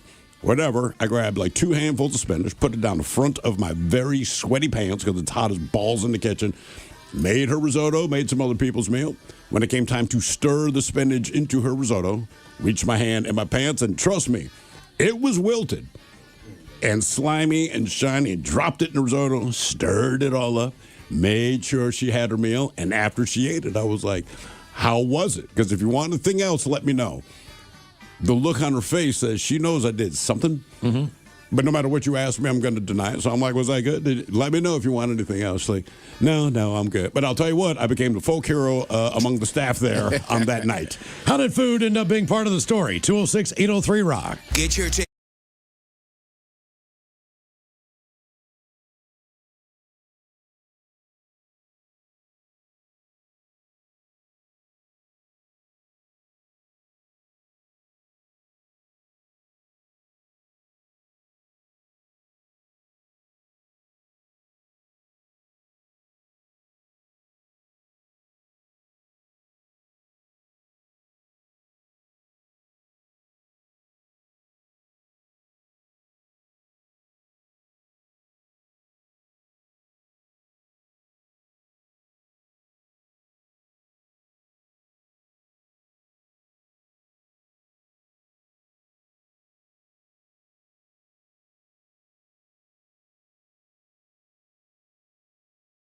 R-Y, chichori. There's a lot of vegetables I look at and I'm like, I have no idea what to do with that. I don't even know what that is. Yeah. When I go to the grocery store, I'm serious, like, what is that thing? But like even on this list, like we said, spinach comes in at 5, and it says like this. They say here, like, oh, the only one I actually eat. Mm-hmm. Spinach is good too. It's not. I'm telling you, like when I get sometimes if I go to like this fancy salad place, yeah, I just always get a spinach salad. Me too. People that like spinach love spinach. One of the spinach salads we made, and again, I just can't wrap my head around it. It's so gross to me, but it was people love this freaking thing, and I don't remember the Is vinaigrette. it the one with like walnuts, feta cheese, raspberry vinaigrette? We did that a couple times. You know what? You know, Miles. It that was a salad is raspberry awesome. vinaigrette, Bacon bits, but it was shaved red onion and like pieces of orange. Oh, yeah. With the yeah. I mean, and goat cheese, I think, was on there. People would lose their mind. And I'm like, they know they're eating just like spinach. And they're like, that's kind of the appeal. Like, okay. Yeah. I mean, people loved it. And I'd make it. But ew, man. Again, beet greens makes the list. I'm kind of glad beets are out, too. Beet greens have to taste better than beets. To me, beets just taste like straight mud. And beet people are the same way with the kale people. You got to try the beets I make. No, that's almost a deal breaker on a date. Yeah. She gets the the beet salad, and I'm just like, oh, man. And it's fine. Like, You're look, that person, aren't you? I don't care if you like them. Just don't push your beets on me. We want a beet salad and some mozzarella sticks. Thank you. Exactly. For me. I have a friend of Can a I friend. have one of those? No, eat your beet salad. Eat your beet salad, Beat man. that. I have a friend of a friend. I did not know it was him, because we'd only hung out like once, and we were both sitting at a bar, and he ordered a salad and fries. And I went, like what you're ordering there, kind of balance it out. And he was like, yeah, that was my thinking. Hey, are you Ted? And I was like, yeah. And he's like, hey, man, I'm Rob Sweaty. Have a fry. But same thing, I couldn't help it, right? He goes, you can have some of the fries. But at a bar, it's just like, I respect this. This guy said, give me a salad. And some fries. I did eat a piece of a golden beet down someplace in Georgetown. Everyone's like, dude, just try it. Just try it. I tried it. So what'd you say? So look, if beets taste like ass, this tastes like a freshly washed ass. It's better than regular beets. I still don't like it, but it's better. And there's some things that like beets are in some of those Russian dishes or whatever, or Polish. Oh yeah. And like it's like I could eat those, but I don't know. I just don't dig on like beets. a beet soup, I think. Chard. Yep. Chard? I don't know. Use that a lot. We just wilted it and threw it with something substantial you ate. All right. Now, you would think baby cabbage makes the list. No. Chinese cabbage. Okay, is that the tiny ones? Thicker leaves, if I'm thinking right? Probably. I don't know the difference. Well, it comes from China, Miles. It's right there in the name, I'm dude. looking at it. It's from China. I don't know if I know the difference. So it's Chinese cabbage. How stupid is this guy? You know, they got 56 years. He'd be smarter. Right. Well, don't they have like a Chinese watermelon that's different too? They do. You think is that the Japanese one? Or Japanese, sorry. I call it the Asian one. There you go. From India. No, but they're either they'll do like the square ones, right, and the black ones. I've had a yellow or golden watermelon that I bought, like a half one down at the market once. Does it taste different? No, it's Really? still delicious. It tastes like it just looked like, and I was just like, die. The guy's like, you never had one? He goes, they're great. It's just a watermelon, but just different colors. Like, I'll take it. All right. Number 1 on the list, watercress. Oh, very nutrient dense. The one drawback is there's not much fiber in there, so it shouldn't be the only vegetable you eat. I don't know who's eating all this watercress to begin with. We used to do watercress salads. What is a watercress? To me, it looks like a weed that would grow in the yard. They assure me that it's not, even though I thought it. So it's not like a chestnut. No, I mean it's a leafy thing, and it almost looks kind of like a flat clover, kind of. All right. I don't know. I mean, like I looked at it and I'm like, nope, but people love it. Would you do it at a restaurant? Yeah. Yes. Any of my interaction with making food with vegetables was at a restaurant. This is not stuff I do at home. Other people in your house eat vegetables. But I would not prepare them for them. Copy. Yeah, that's all. Thank you, Head Chef. We appreciate it. Coming up at 5:08, we'll drink and toast with a shot of the day. You are listening to The Men's Room.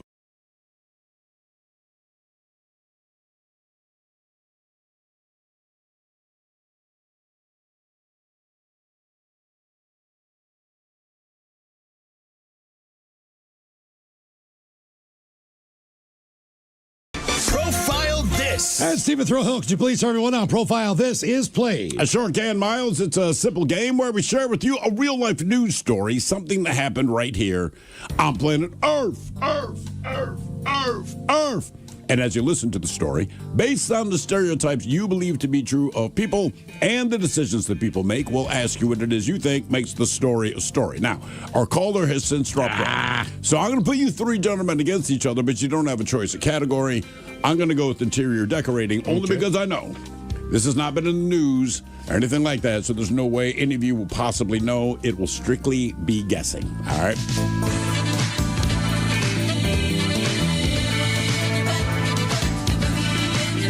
And as we've done a couple times this year, we reference defector.com because they posted a list of the funniest / strangest / weirdest / creepiest things that people here in the United States placed into and got stuck up in their rectums. Why? Because we just can't help ourselves. So, this is just last year alone, right? Just the year of 2025. They put out their list at the beginning of this year. So I'm going to give you 4 items. You tell me which one someone did not shove up their backside. Keep in mind, that means 3 of these things were inserted into the no-go zone. So which one was not extracted from someone's anus in 2025 here in the United States? Was it a nose hair trimmer? Was it a Tide Pod? Was it a G.I. Joe? Or was it uncooked pasta? So nose hair trimmer, Tide Pod, G.I. Joe, or uncooked pasta. One of those things was not placed in someone's backside last year. Which again, 3 of these things were. Well, G.I. Joe's a lot smaller than growing up. Yeah, I'm a modern day G.I. Joe. I'm going, guys, I'm going to go Tide Pod because I think any rational human being, well, granted, people swallowed them, but still, I'm going to go Tide Pod. You're looking for rationality. Yeah. On people's I don't know, man. Those things backside. are kind of soft in your hand. What if they pop? Right? Lube it up just nice, and then you get yourself cleaned out. I think I'm going to go with the nose hair trimmer on this one. Nose hair trimmer for Mike. Trimming those hairs on the inside. You know, there was never a battle Joe wasn't up for. But I think this is the one. Even Flint said, we're not going into this, foxhole boys. Last year alone in the United States, what was not found in someone's backside? Was it a nose hair trimmer, a Tide Pod, G.I. Joe, or uncooked pasta? We will find out next. That was a tease. You are listening to The Men's Room. They came out with a list of things that were found in people's backside in the year that was 2025. All of those just right here in the United States of America. Question on this one is which item was not found in someone's backside? Was it a nose hair trimmer, a Tide Pod, a G.I. Joe, or uncooked pasta? Yeah, and like I keep saying, unfortunately, 3 of these 4 items were removed from someone's rectum last year. But let's get to it. Mike, you guessed the nose hair trimmer. Yeah. Not just for trimming nose hairs, buddy. Insert it in your anus, the doctors can get it out. That was, in fact, placed in someone's backside. Yeah. Miles Montgomery, you went with the old Tide Pod. I did. What an idiot. Somebody put a Tide Pod directly in their rectum. Idiot. Yeah. They got jumbo ones now, too. And V. Ted Smith, you went with the G.I. Joe. Correct. And you're Oh, my God. Yeah, man. So just keep in mind that means the nose hair trimmer, a Tide Pod, and my favorite, uncooked pasta. Yeah. They don't say what kind of pasta it was. I keep picturing spaghetti, but it may be corkscrew pasta. There's nothing that G.I. Joe won't do. Except that. Except that. Except that. Now for all TV news all the time for TV Time with Ted. And now, because your pathetic life is confined to countless hours in front of a talking box, the Men's Room presents TV Time with Ted. All right. Well, got to find the page with the jokes on it so I know who wrote some. All right. Your choices. You got the Jimmys. Fallon and Kimmel. You have Colbert. Steven. Who else is there? Seth Meyers. Mm-hmm. Or Ted Smith. Is it Ted or is it late night? It is right there. The title. These guys have teams of talented writers helping come up with their monologues each and every night. It is up to you to determine. Is this an actual late night joke and from whom? Or could it be a The Ted Smith original? All right. The Hollywood Chamber of Commerce says Sydney Sweeney wasn't allowed to hang bras on the Hollywood sign, which she did as a promotion for her new brand of undergarments. Officials say it was a Class C misdemeanor, or possibly double D, which what they really mean is each misdemeanor is unique and beautiful in its own way. I'm going to say Colbert. Kimmel. It's Colbert. The Hollywood Chamber of Commerce says Sydney Sweeney did not get permission to hang bras on a Hollywood sign, which she did as a promotion for her new brand of women's undergarments. Officials say this is a Class C misdemeanor. Or possibly double D. What they mean is each misdemeanor is unique and beautiful in its own way. Mattel has announced that Thomas the Tank Engine is coming back with a brand new bold look. Thomas is now jacked and runs on meat and protein shakes. Beat that to me. Yep. Yeah. Can't even give him a carb. A bold new look. It's Thomas the Tank Engine. What's he gonna do? Dial it down a little bit. What's he got, a bull ring in front in his nose? I'm a bullet train now, bitch. Big news about the economy this week. The dollar hit its weakest level in 4 years. Dollar doesn't get a guy what it used to. I stopped at a General Dollar this morning, and I have to agree. The only thing they were selling was head or shoulder shampoo. This is the Men's Room with Miles and Thrill. Police arrested a man who was accused of assaulting an employee at a East Liverpool Dairy Queen Wednesday evening. Incident happened about 4:30. Video of the incident shows a man they identify as James Wicker, 61 years old, hit a Dairy Queen employee in the face. Another employee tried to break up the fight. They say Wicker was upset because his order was incorrect. He ordered food, something was wrong with the order. He became very upset. I'm sure they were trying to work on it, and they were busy. They were preparing multiple things. Apparently, it was not good enough for him. So he decided to go back around behind the counter and assault the employee. They were able to identify him through the help of the public on a post on Facebook. The incident, believe it or not, left the employee shaken up, but okay. The employee who was assaulted did show up for work the next day. The manager said, sadly, this is not the first time something like this has happened. A similar incident happened to her, the same person, roughly a year ago. The same customer? The same employee. Oh, same employee. Okay. Apparently, no topping on her sundae when she was asking just for chocolate ice cream. You got to get things under control, people. There's no sense in spazzing out like that. None. Employees are just asking customers, don't lose their cool if they find themselves in a similar situation. I don't know what goes through people's minds. If it's not that serious, we'll fix anything. As long as you're decent with us, we'd be glad to fix it, as long as you have the time to let us do it. He was arraigned via video and posted bond for the misdemeanor assault charge. Our question, how did food end up being part of the story? 206-803-ROCK. Hello, Bob. Welcome to the Men's Room. Hola, amigos. Hola.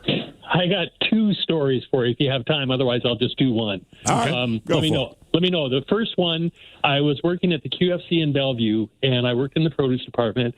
And we had this little old lady that would come in every morning, and she would grab a small handful of sugar snap peas, chew them up for about 2 minutes, take the residue out, and put it back into the basket where she took the sugar peas from. What? And, yeah, I don't know. That was her routine. She did that every single freaking day. And no one stopped her for knowing that this is what she's going to do. No one said, "Hey, ma'am, could you not do that?" Well, I stopped her once, and she kept on doing it. So I figured I'd solve this problem right now. So anyway, I don't know if you're familiar with serrano peppers, but they're small and they look a lot like sugar snap peas. So I took some serrano peppers and I put them in the corner of the basket that she always takes them from. And she came in and she grabbed a handful of those serranos and started chewing on them. And I swear she lit up like a Roman candle. Were you afraid that any of the other customers might get that, or were you going to go back and take those out after she was gone? No, I was keeping a real close eye on it. Okay. As soon as she lit up, I went ahead and she started complaining. I said, "Well, let me get these out of here and I'll go check them." Yeah. I applaud your efforts, sir. Mm-hmm. I like that. All right, and then my second story. Well, wait. Did she keep doing it after the serrano pepper incident? No. Never once touched those things again. No, right. Problem solved. Yeah. But she would suck the peas out of the pod and then put the. Well, no, she'd chew the whole thing until it was just like, grass that was underneath your lawnmower, and then she'd put that back into the basket. What was wrong with her? I don't know. I guess she was just chewing the juice out of it or something. I mean, did she look crazy, or is it just she looked normal and this is the crazy thing she did? No, she looked normal. Just the crazy thing that she did. All right, let me ask you a question. It looked like she looked like she was entitled, and so that was why she did it. Okay. Now, I don't feel that I am entitled, but yes, you do. Every year when the The cotton candy grapes come out, all right? I don't want to buy the whole bag, but I want to try one just because I'm amazed how much they taste like cotton candy. Why don't you just buy the bag? Because I don't want a whole bag of them. You're not trying one. You've had them before. I have had them before. I just want to see if this year's batch is fresh. Stealing them. If I take one of these grapes and eat it, are you going to be pissed at me, seeing that you're in the produce department? Oh, hell no. I just did the same thing today at the store. Okay. Don't encourage this man, Now, sir. is it okay? But for the most part, this is. So if you're sampling something, you're good to go. But if you're using something, then yeah, I'm going to do something to do something. What's the biggest produce you can quote unquote sample? Like, I meant, okay, somebody pops a cherry, a grape, you kind of go cherry tomato. All right, but if I don't know, you have what's your Granny Smith apples or something. What if I eat a banana? I eat, you take one banana off the bunch, right? So don't grab the whole bunch, just one banana, eat about half of it, decide you don't want it, throw the other half away, but then move on with your shopping cart. Like, is that acceptable? I'm not going to worry too much about that. The other thing that You haven't met Ted. The other thing that drove me nuts in produce was the ladies that would stick their fingernails into the kernels of corn and then taste it to see if it was sweet, and then put the God! Under your fingernails is one of the dirtiest parts of your body. Exactly. Right. I mean, there's a reason they tell you not to chew your nails, not because it's unsightly, but all the crap that's under there. Look, sometimes with fruit and vegetables, I've been guilty of it. You buy a watermelon too early; it's not that good. Right. But that's kind of part of. But you're just kind of knocking on it, or but you're not digging your fingernails. That's what I'm saying. Like, what are these people doing? God. Yeah, it's crazy. Okay, and the other one's a produce story also, and that's I worked at another store, and I could not stand my manager. I was the assistant, and he was the manager, and he was just a dick. But anyway, one time I got in there before he did, and we had to wear hats at this store, and so I took his hat, and I brought some Limburger cheese with me, and I don't know if you're familiar with Limburger or not. Okay, I put that all inside on the sweatband on his hat, and then I put it in the cooler. And so he came in and he's like, "Hey, Bob, have you seen my hat anywhere?" And I go, "Yeah, you left it in the cooler." So he goes in there and puts it on. And about half hour later, he's like, "Hey, Bob, do you smell that?" And I'm like, "No, it's not over here." And so he's working another area of the department. He goes, "Hey, Bob, it's over here too." And I go, "No, I don't know what you're talking about." Then he went up in the office and there were other people up there and they're all like, "Oh my God, what's that smell? Who stinks?" Did he ever piece together that there was a piece of Limburger cheese in his hat? Never did. That thing went on for about 2 days. Well, it's just sitting in there. Yeah, it's not going to get any better. Bob, you and I would have been great co-workers in the food industry. Mm-hmm. Sabotage everyone you don't like. Yeah. I think I would actually like working in the produce section. Why? I don't know. I just like produce. It just seems dull. So you can get away with eating all the grapes. You spritz it. You kind of reorganize it to make it look pretty. I don't like produce, but I will say probably the most beautiful section of the grocery store. That's what I'm saying. Yeah. It's like it's all fresh stuff. Maybe it is. Maybe it'd make me start eating vegetables. I don't know. I don't know. My problem, it's always wet. Mm-hmm. I know there's spritz in it, but like every time I have to grab something, I'm like, man, my hands are all cold and clammy. I like to work at the deli. The deli I get down with. Yeah. Yeah, me too. Because real Miles comes in, I know what he wants. You want that thin ham? Mm-hmm. I got you. Yeah, but you're going to have to come over to me to get some lettuce and tomatoes. You know what I'm saying?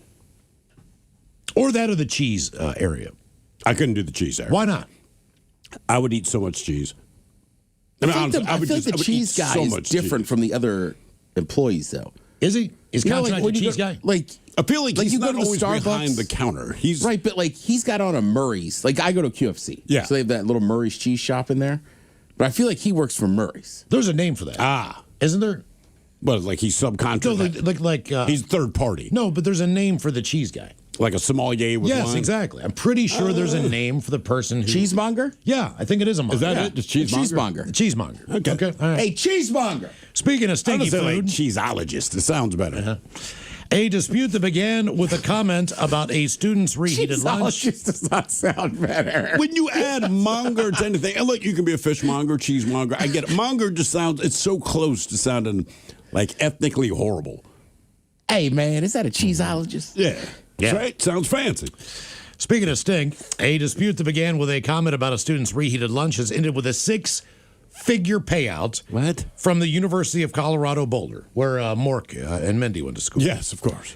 Aditya Prakash and his partner, fellow anthropology PhD student Urmi Bhattacharya, will receive a combined $200,000 and master's degrees under a settlement resolving their federal civil rights lawsuit, according to their attorney. The couple is both from India. They alleged that a remark about the smell of Prakash's palak paneer in the department microwave triggered a year-long campaign of retaliation that ultimately stripped them of their doctoral funding. They have since left the program, moved back to India. Prakash said that an administrative assistant called his food, quote, pungent, and cited an office rule against strong-smelling dishes. When he objected, he said she began yelling. 2 days later, he and several other students heated Indian food in the same microwave in what they described as a quiet act of protest.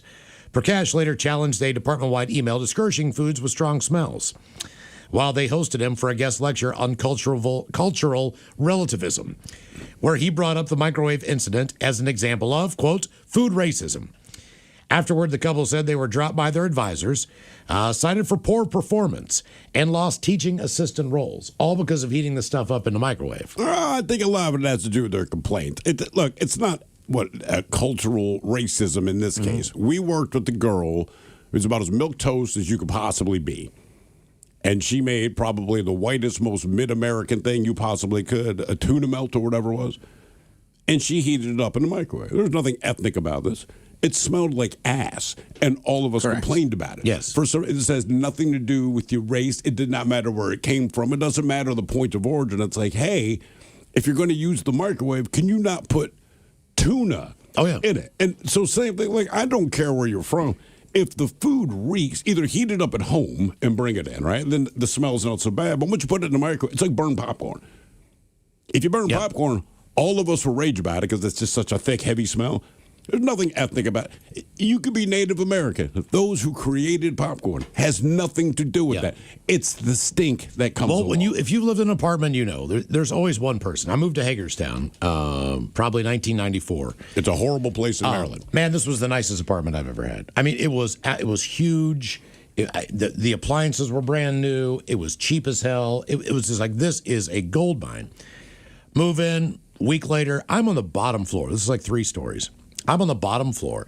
I do not know who it was above me that was cooking whatever they were cooking. Yeah. But it was this consistent smell almost every single day that came all the way down. I didn't know smells traveled down. Guess what? It's that heavy. They do. And I mean, you'd open that front door after you put your coat in to get into the lobby, and it would knock you back. What was it? I don't know. I was 24 years old. I was not well versed on food and culture, more like I am now. I just moved from West Virginia, so I knew a few things, but for the most part, as far as ethnic food, I did not know a lot of it. So I could not identify the spice. I could not identify what the smell was. It was absolutely god awful. It made the living experience miserable to the point that my then girlfriend wanted to move. And we actually did get out of this lease because she got a job someplace else, which was a half an hour away. It was in Frederick. So we were able to get out of the lease based on the fact that she moved jobs. And we moved to Frederick. But part of her motivation was the stink. Get out of that apartment because, as she said, I can smell it in my clothes. Yeah, and that's when you've crossed the line. Like, I should not smell like whatever you're cooking. But to me, it's like, this is not a race thing. This is a matter of, especially when you put something in the microwave, right? Growing up, my grandmother, God bless her, she loved chitlins. I do not like chitlins. Nobody likes chitlins. But when you walked into her house, and it's an all-day affair, you know what I mean? You don't just, like, throw them in a pan and they're done. And it smelled like what they are. It smelled like pig intestines. But, like, look, man, it's... All of that said, I don't think she would have brought them to the work microwave. Yeah. Well, see, to me, the worst is liver and onions. Sure, once liver and onions. Once I smell rough that smell, I cannot be in the same room. I cannot be in the house. I cannot be anywhere near. Because typically, you would think that if you are sautéing onions, there's going to be a little bit of a hint of that. Usually it smells good. And it's not. It's not like it doesn't even exist. Like you can't even smell it because the liver is so overpowering. My grandmother used to make it all the time, and I begged her not to make it when because I was only there for 3 or 4 days at a time. And just don't make it while I'm here, Grandma. Can we just make something that I want to eat and doesn't make everything smell like ass? My dad would request it, and my mom would not make it very often. But when she did, I mean, I'm right there with you. I can picture myself walking in that house, just feeling, Like, what is that? I feel that way with steamed broccoli. And think about it, does not travel as deep as like liver and onions and all that. But when I go into the kitchen, it's just really, like, I know you like it, but it smells like someone pooped their pants. Mm-hmm. But I, like, lose my appetite when I smell that. Like, I don't want to eat anything. Ted, what was the, why did you and your brother get in a fight that involved the chicken? Do you remember what that was about? Oh, I don't know. I was like 14. Okay. But my mom wasn't there. It was just me, my brother, and my dad. So did your dad make the chicken? Yeah. Okay. But I mean, it was chicken in a crock. We used to just put chicken in crock pots with open pit barbecue sauce. Okay. Well, that doesn't sound bad at all. That sounds very good. Yeah. Mm-hmm. So I still had it in my hand. Somehow we were arguing and ended up in the street. What, did you have like a drumstick in your hand? No, I still had the plate in my hand. Oh, damn. Okay. So there was like chicken and rice on it. Then we got in the street and I chucked it at him.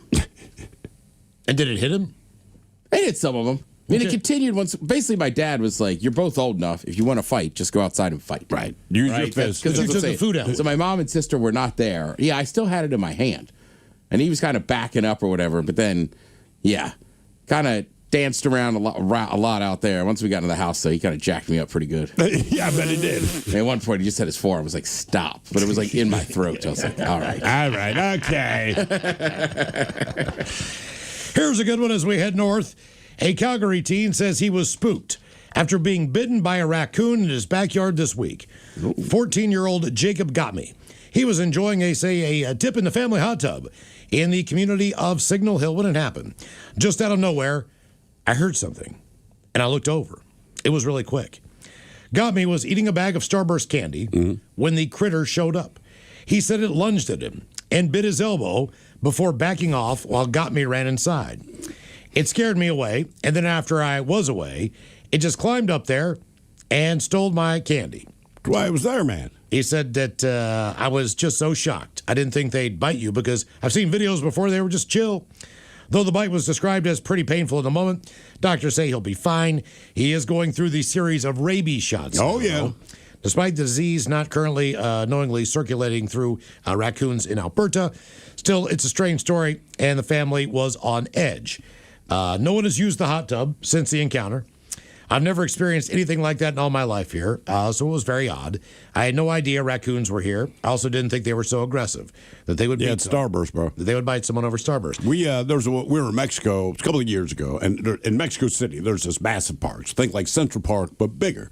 And people are down there picnicking, just doing their thing as families do, and there's like a mother and father, and they probably had like 4 or 5 kids with them. And they kept looking up in this tree. And it took me a hot minute to figure it out. And so mom breaks out either a Cheeto or Dorito, I don't remember. And she's kind of holding it up to the branch. And we realize, oh, there's a black squirrel up there, right? So the kids are excited because it looks different than the other squirrels.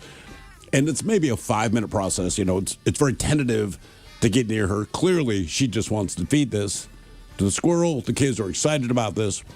The squirrel finally comes down and kind of smells it. And now the kids are all, ooh, ah. And she's excited. Her husband has this thing going on the cell phone. The squirrel snatches, again, the Cheeto or Dorito, jumps off of the tree, and goes down the front of her shirt. Oh, my God. Now, this part is completely unexpected. And to see this woman just go from, and granted, they're speaking Spanish, but assuming in context, this is so cute, this is so cool. And then there was that universal language of screaming. And this woman's ripping off her shirt. We're out in public. She's ripping off her shirt. Her husband's put down the cell phone. The kids have now scattered. And my wife and I are just watching this like, this is freaking awesome. Then the squirrel finally hits the ground, takes off running. And I looked at my kids and said, so don't feed wild animals. That's why. How did food end up being part of the story? 206-803-ROCK.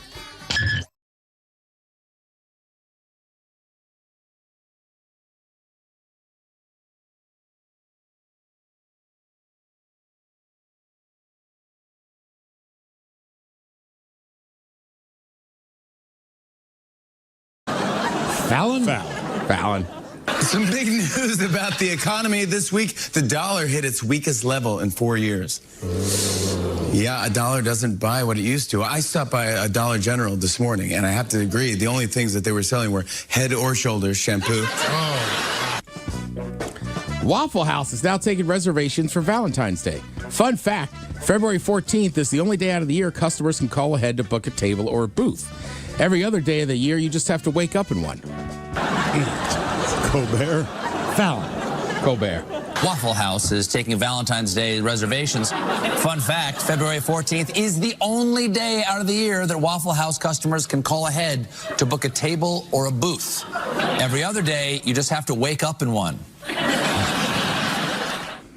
Let's see. I think a couple weeks ago I was talking about watching the second season of that jail show where basically they'll take one, as they call it, a pod, and kind of give them looser rules, right? Self-governing themselves, basically. Correct. So the first year when it ended, they were like, we tried it, but we got to go back to the original rules.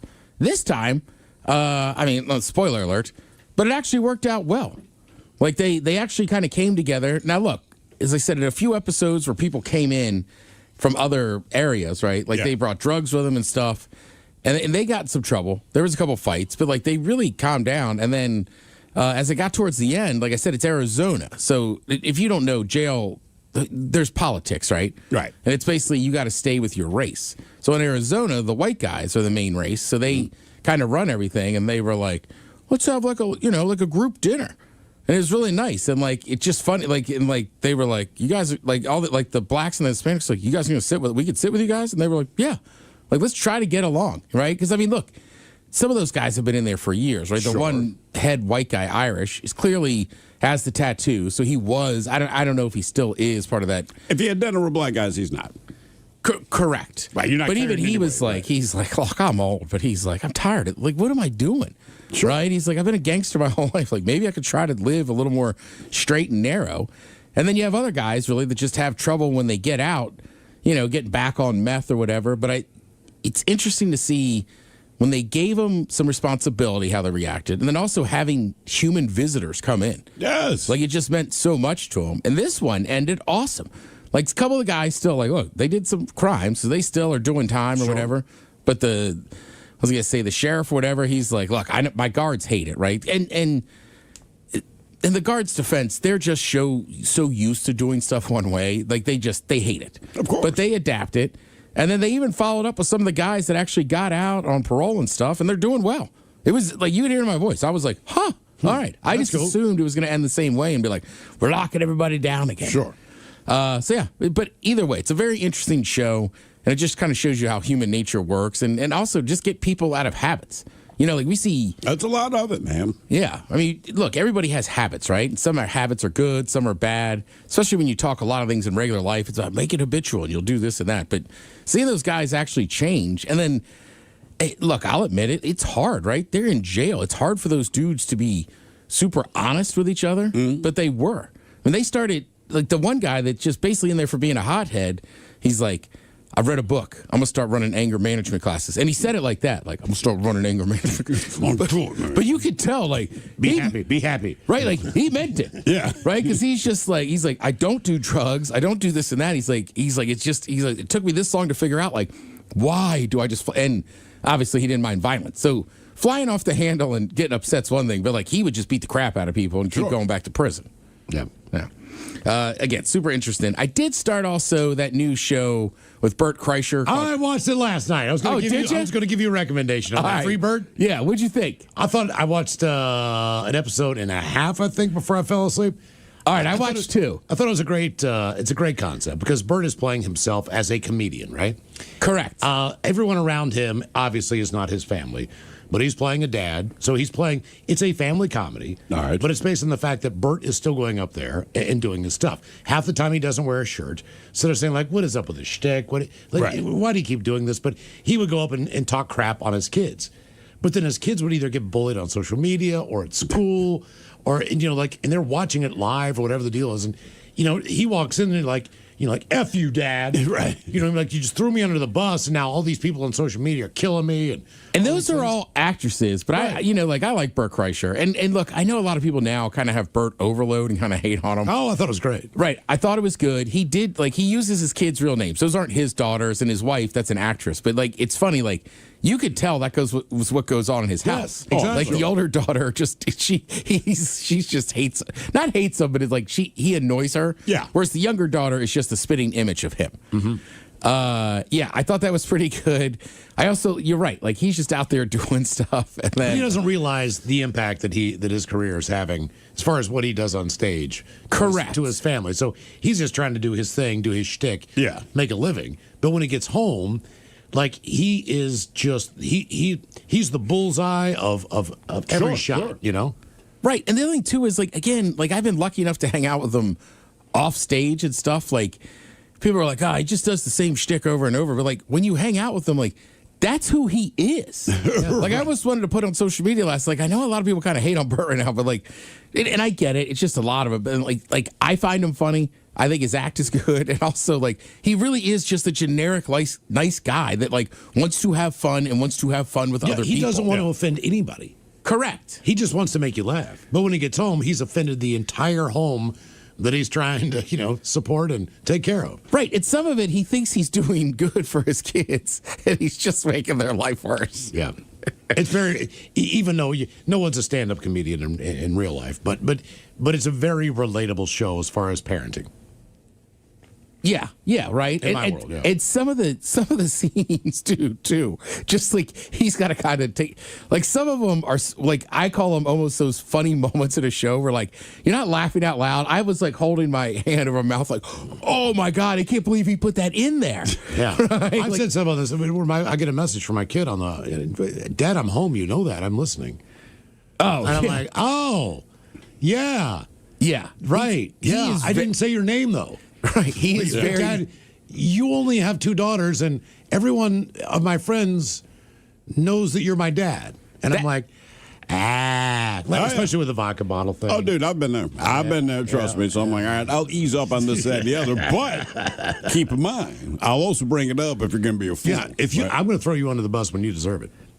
That's all, baby. Well, then he has this run-in with his other parents, and he just tortures them at a club that night. Then he goes in, and they have like video, and he's like, first of all, there's no phones in that club. Somebody's already broken a rule. So yeah, it was pretty good. I watched 2 esepisodes. Was like, all right. Yeah, I'll watch that again tonight. Yeah, I'll probably get in a couple of those. Great Stone too.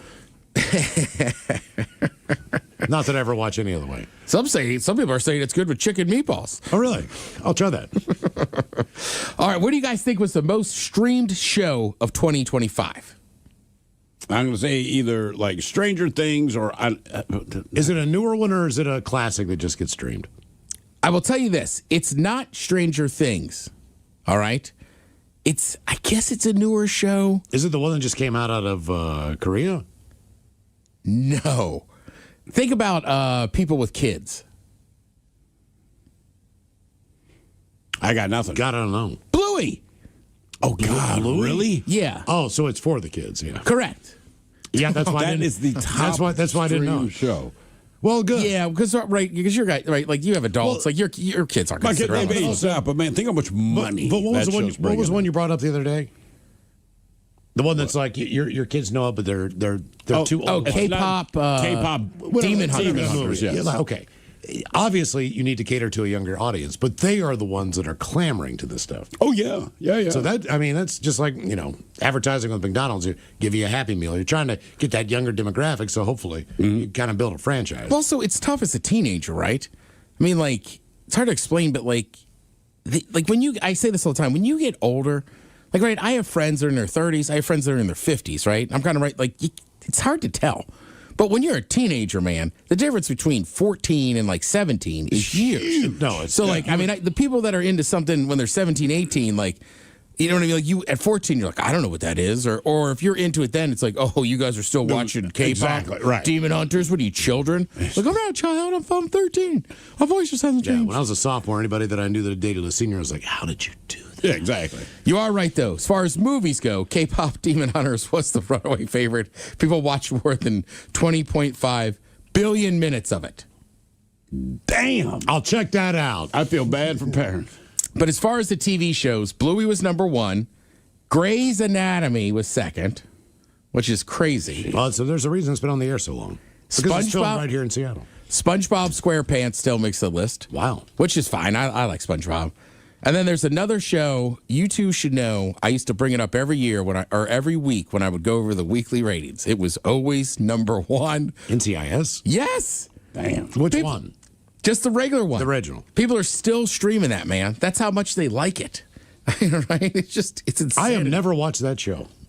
I've never watched any of the spinoffs. I've never watched it. I mean, it's a decent show. It's fine. I mean, it's just never watched. It's fine. I'm with Thrill. It's kind of like I don't know, like a plane. 99.9 KISW and KISW HD1 Seattle. Rock. Always live on the free Odyssey app. Text the guys at 206-803-ROCK from the Pinky's Plumbing Studio. You're in the men's room. How did food end up being part of the story? 206-803-ROCK. We head across the pond. The mother of two passed away in the UK after choking during a marshmallow eating contest that was part of a fundraiser for her son's rugby club. Oh.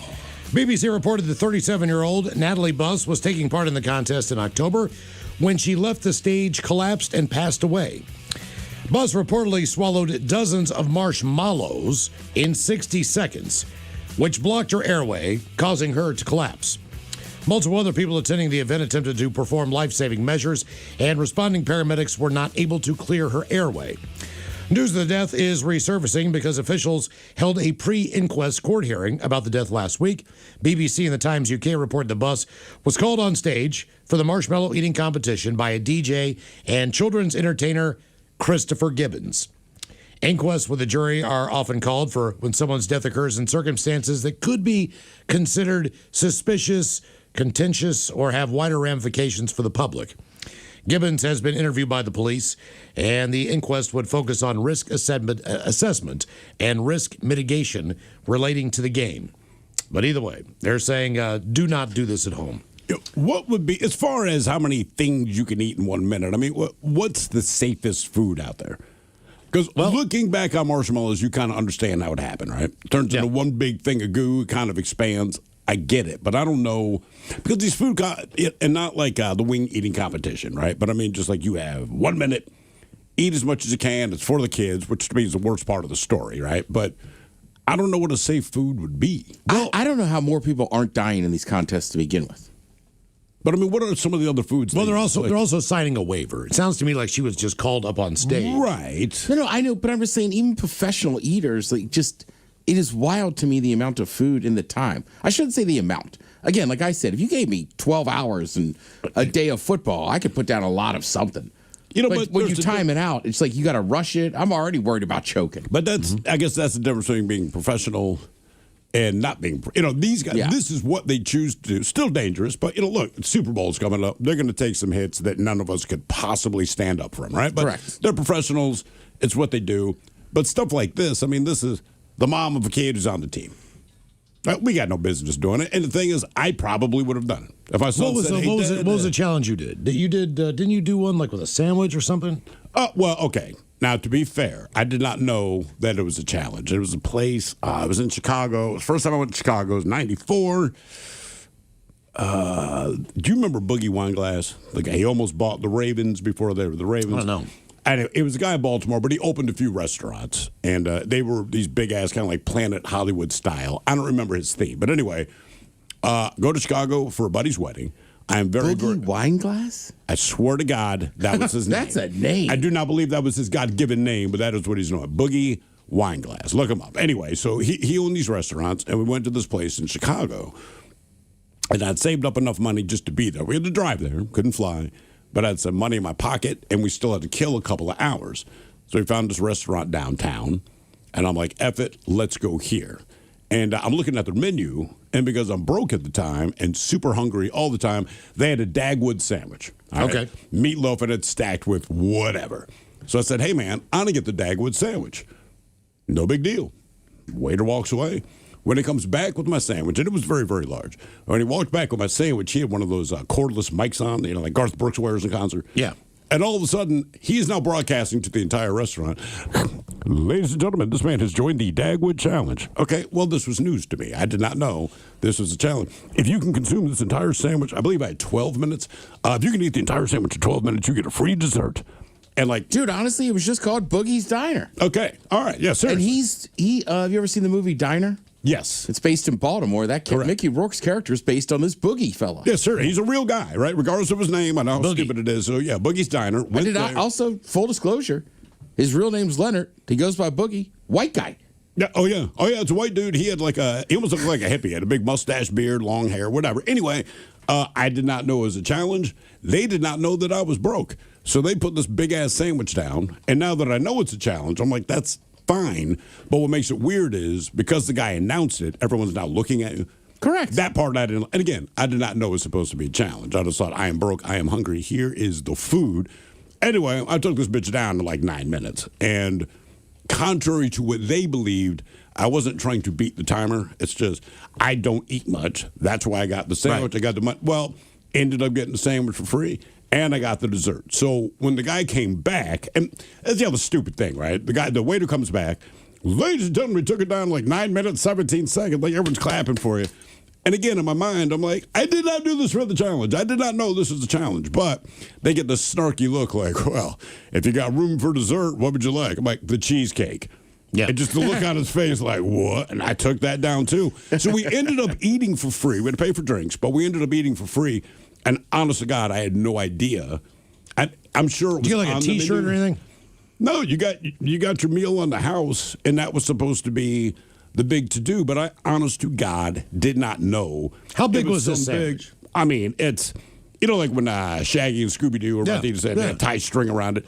Like, obviously it was not that big, but when they pulled down on the string and made it smaller to fit in the mouth, it looked like that. I mean, this thing was piled high, but again, I'm like, oh, he doesn't know I'm broke and hungry. Like, this is my meal for the day. I'm taking it down. The only time I did something like that, and this time I knew it was a challenge, but I'm not like a competitive eater, so it's not about how much you eat, but it was a sushi place in New Orleans. And the guy that owned the place, they had a challenge where he was a great sculptor. They sculpted a dragon head out of wasabi. And if you could take that thing down, without passing out, spitting out, or whatever the hell it was, you got your meal for free. And I'm like, again, I'm broke. I'm going to do this. So this guy, he spends like 20 minutes carving his dragon head. You've already eaten some sushi. And now he walks out and it's on his plate. And I pop it in my mouth. Now, he gave me some solid advice after I took a bite. Because in my mind, just chew it, swallow it real quick. When I took a bite, and that's the thing with wasabi, once your teeth go into it, the heat of it really comes out. And I just remember this guy, and he's screaming at me from like 3 feet away. Don't chew! Just swallow! Don't chew! And I had maybe 3 chews in, and I realized why he was saying. My forehead just breaks up. I swallowed it, and the whole thing was, yes, I got my meal for free, but you got to write your name on the wall. And when I looked at the wall, there were only 2 other names up there. But you did it. Oh, man. I did it. And look, the trick is, don't chew it, just swallow it.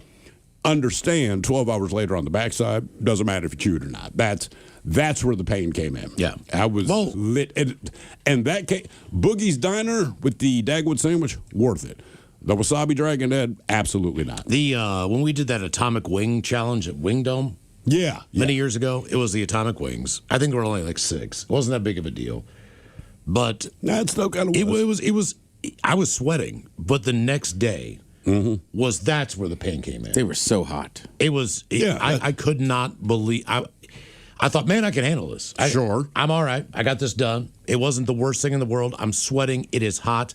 But after the first couple wings, my mouth kind of just went numb. Yeah, you don't feel it. So I just tore through it. Next morning, man, it was probably one of the worst bathroom experiences I've ever had in my life. I don't know if it was as bad as when you drank the gallon of milk. That was bad. Even chugging the bottle of Frank's. Well, yeah. My buddies, they went over to Wing Dome like 2 summers ago, and they have that challenge, but they were like, we just want one of them. And they were like, all right, we'll give you each one. And same thing, they texted me the next day, and I'm just like, why? And they were like, oh my God, I hurt for 2 days. They're like, yeah, I don't know why you would try it. I mean, if they're challenging you to do it and it's about heat, you know it's going to be bad. What was the one chip challenge? Was it ghost pepper? Oh, yeah. That Pocky? Yeah. And so my son and like 4 or 5 of his friends, most of them decided to do it. The worst part is, keep in mind, they decided to do it at the urging of one of the kids' fathers because it was all fresh on TikTok. And he's like, hey, man, I got a bag. Let's do it. So I asked my son, did you do it? He's like, no. He's one of those kids who seems to recognize his own mortality even at a young age. He's like, absolutely not. So 2 of his buddies did. They were outside, and both of them immediately threw up. The pain, I guess, is excruciating when it's coming back up. The father did it. He's in excruciating pain. And when I talked to him later, he's like, look, I just didn't think it through, man, but I'm hosing one kid's puke off the side of my house. Meanwhile, his son goes down in flames because he did it too. Then to calm down their stomachs and their mouths, they gave them milk, which is the go-to. Not a big deal, except that guy's son is also severely lactose intolerant. So he goes, basically, my kid is laying in the hallway outside of the bathroom, pooping everywhere, puking everywhere, but he can't get up to go into the bathroom because he's in the fetal position holding his stomach. Jesus. I'm like, how long did that last? He's like, oh, it went on for hours. And he's like, that is all on me. He's like, it was my idea. I don't know what I was thinking. I'm like, that's stupid, man. A man in Florida was caught on surveillance video using a unique way of avoiding paying for meat. The man was in the kosher kingdom in Ventura, Florida, and was seen stuffing his pants with steak, brisket, and wine. The owner said the man got away with $100 of steak alone. He came over here. He looked around to see if anyone was looking, and he shoved it in his pants. Employees chased the man from the store. The man did give one steak back and eventually the rest of the items, but by the time the police arrived, the man was gone. What store was he in? He was in the kosher kingdom. Nice. In Ventura, want Florida. the steak back? I mean, like, look, we're going to call the cops and get you for shoplifting, but, like, I don't want the steak that has been in your pants, you can keep, or the cops can confiscate it for evidence. But, no, we do not want this back on our shelves. It depends on, well, yeah. If it was vacuum wrapped, I would take it. I mean, you don't put it back on the shelf, but Would you take it home? As an employee. You're an employee. Like, look, I know this is in the guy's I wash pants. the package off, and I take the steak home. If it's vacuum sealed, like Sure. the kind they have at the Fred Meyer's. Now, if it's just in the plastic wrap that the butcher did, more than likely not. I don't know why that is. Really? Like on the styrofoam tray and that's the plastic over top? Because he jammed it down his pants. Maybe the cardboard or whatever's in the styrofoam broke. I mean, I think you're, depending how long it's been in his pants, I think you're equally safe. I just don't, look, there's probably nothing wrong with the steak, but just mentally, I'd be like, this was in a man's pants. I don't know if I want pants steak. That's why I could take the vacuum wrapped and not the other one. Okay, that's fair. How did food end up being part of the story? 206-803-ROCK. Every time you buy a vacuum sealed steak, man, or when it's in the wrap. Yeah. Maybe it's been in somebody's pants. You know, that is a good point, man. How did you defrost this? Falling in a toilet, you don't know. Now, if you defrosted it down there, that would be different. Yeah. Well, it's at room temperature. Hello, Pogie. Welcome to the men's room. What's up, fellas? Hola. Funny you mentioned the one chip challenge. A couple years ago at a Halloween party, I did it, and there was a girl dressed up like Slash in leather pants, and I was saying to some of my friends, I was like, I never dreamt that if I ever met Slash, that I'd be staring at her backside, his backside, but here we are. So you had to go like 10 or 15 minutes after you ate it and not eat or drink anything. I did that, and she's like, do you want milk or ice cream? I said, well, like Cheech and Chong said, come on, ice cream. And she handed me a spoonful of ice cream. I wolfed that down, and she's like, do you want more? I was just nodding like, yes, keep it coming. She gave me a solo cup full of ice cream. I wolfed that down. So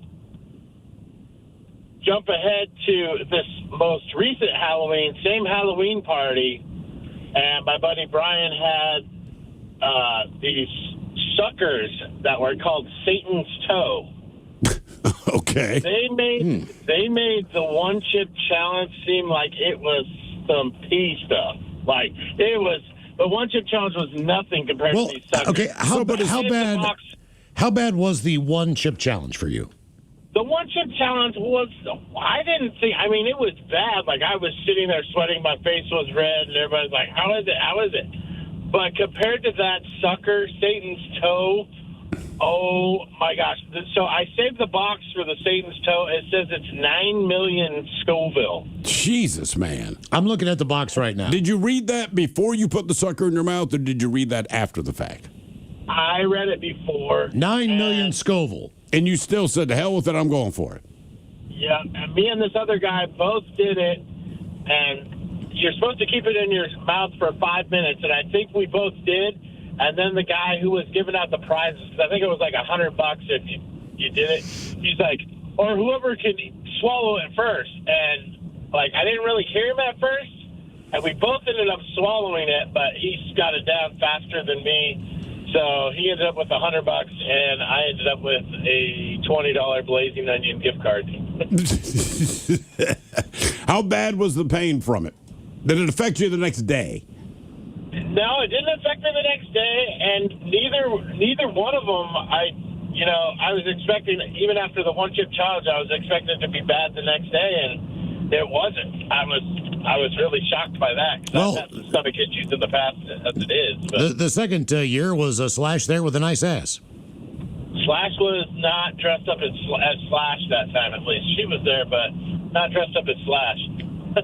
Okay. Yeah. It's always confusing when women are dressed up in a costume like a man, but you still know she's hot. Yeah. What's confusing about it?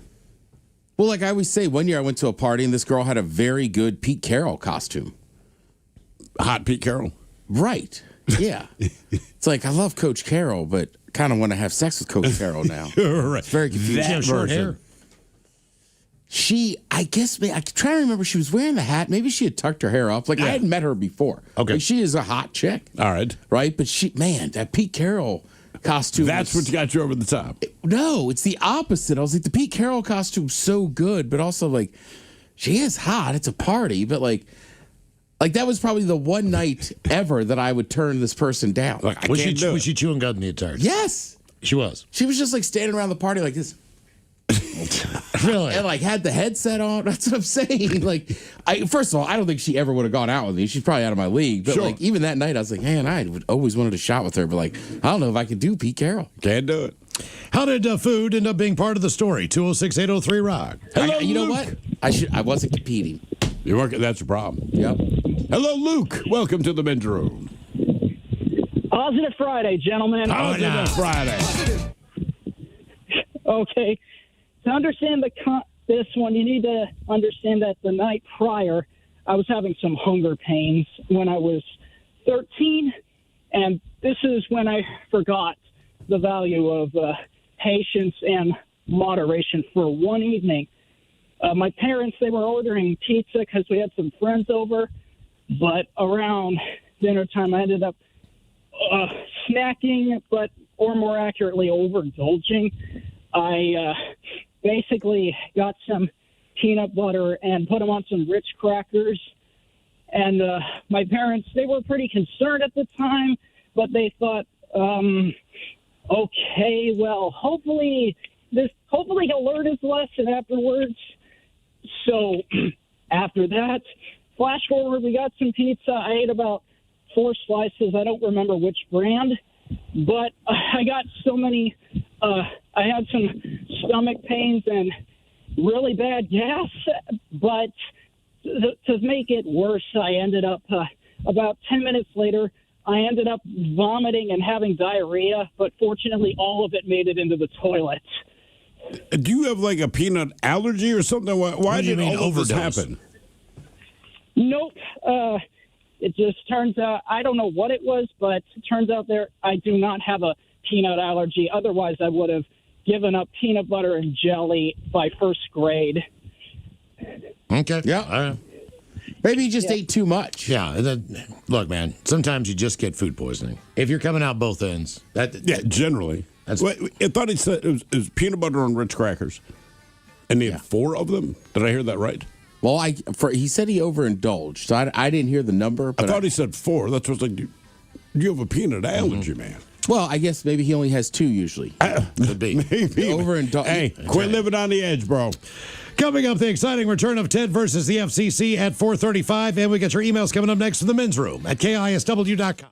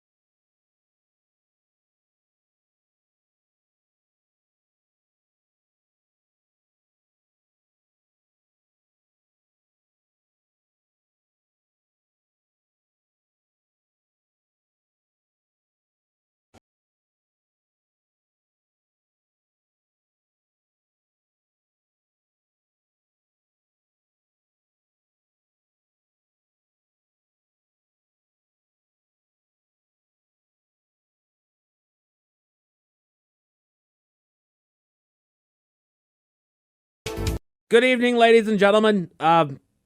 Before we begin, why is my seat wet? What? My seat. My seat is wet. Why is my seat wet? Yeah, man. I may or I may not have urinated on your chair. What? I said I may or I may not have urinated. I heard what you said! You urinated on my chair? I did not say that, Stone. I said I may or I may not have urinated on your chair. What? Stone, you asked the question. Why is my seat wet? So I answered your question. You didn't answer my question. You offered me a riddle about whether or not you urinated. Urinated, Felix, on my seat, where I am sitting. Well, maybe you didn't ask the right question, Playboy. Yeah, I would just ask Felix whether or not he peed on my seat. I did not pee on your seat, Bonnie. See how easy that is? Right.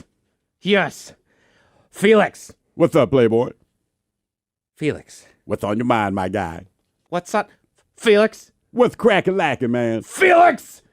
Did you or did you not urinate on my chair? You finally just asked. Yes! About time, man. It was almost like you didn't even want to know whether or not I peed on your seat. And I'm glad you asked, Stone, because I'm ready to answer. Is this how you answer questions? What do you mean? Someone asks you a question, and before you just answer the question, you let people know that you are ready to answer the question. That depends on the question, Playboy. Now, what did you ask me again? Are you being serious right now, Felix? Hard to say, man. Yes or no, Felix? Did you urinate on my seat? Is that why my seat is wet? Before I answer... Cheese and rice! Before I answer, Stone, what do you think? Do I think you urinated on my chair? That is correct. I would like to believe that my coworker and friend would not urinate on my chair, but also I know it's not above you, Felix. Yeah. So do you think I peed on your chair or not? Did you? Maybe, man. Maybe not. Felix, I am sitting on a wet chair. My chair that I sit in every day to deliver hard-hitting and up-to-date headlines to our wonderful audience. I just want to know if you urinated on it or not. I did not. Wait, what? I did not urinate on your chair, Playboy. I don't know why it's wet.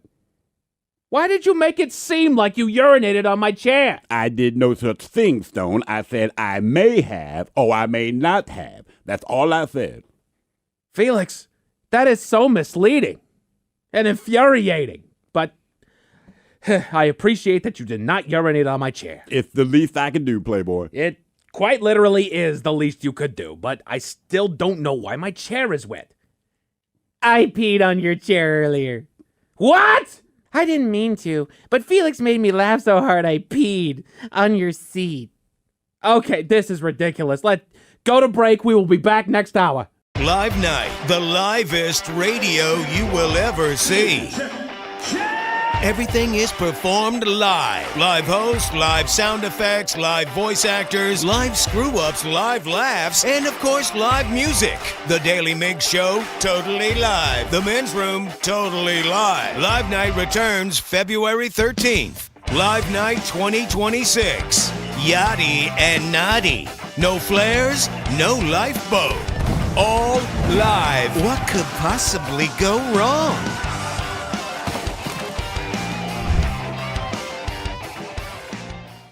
Hello, everyone. This has been an In Action News broadcast, a Comedia Dysfunction. Watch all In Action News videos, new and old, on our YouTube channel, youtube.com/@inactionnews. And make sure you like and subscribe, man. And be sure to follow us on all your favorite social media platforms at In Action News.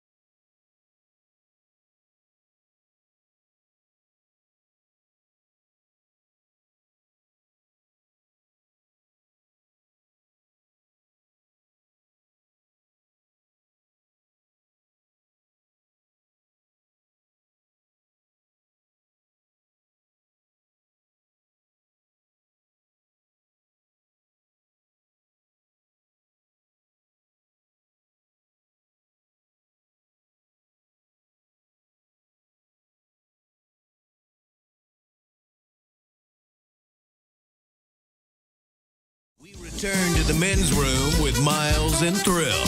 Coming up, the exciting return of Ted versus the FCC on the way at 4:35. Of course, coming up, too, we'll drink a toast with a shot of the day. That's Bad Choice Friday time. You know it's Bad Choice Friday. It's Bad Choice Friday. You know it's Bad Choice Friday. Hey, man, this is your fault. Shame on. All right, today we celebrate National Escape Day. They say that this is the day that you should either plan a trip, maybe buy a plane ticket, go on a little weekend adventure, turn off your phone, enjoy yourself, and do the things that you would like to do instead of the things that you need to do. That's the way they describe National Escape Day. So since we are escaping, why not the Beach Boys?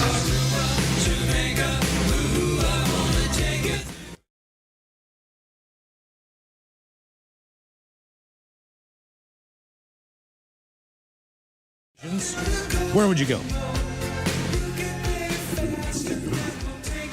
Barbados. Barbados. I've never been there. Like, I've heard plenty about Jamaica. I've been. Does he say Barbados? Wait. I don't know if he does or not. Bermuda, Bahama. Come on, pretty mama. Bermuda, I say no. I've been there. Really?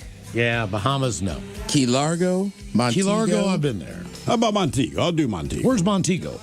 Montego Bay. Isn't that part of Jamaica? Oh, okay, yeah. They're a little redundant. Yeah. It's like Jamaica. Well, then it says Montego. It's not called Montego. It's called Montego. Even the town's Montego Bay. Is it? Okay. I guess it didn't rhyme. I don't know why he checks. He goes, Port-au-Prince. I want to catch a glimpse. Brother, you do not want to go to Haiti. A glimpse of what? Violence. I think, honestly, at that point, they just picked a map and started saying names. Hey, that sounds like a cool place. Beach Boys in Kokomo taking on Rupert Holmes. If you like pina colada.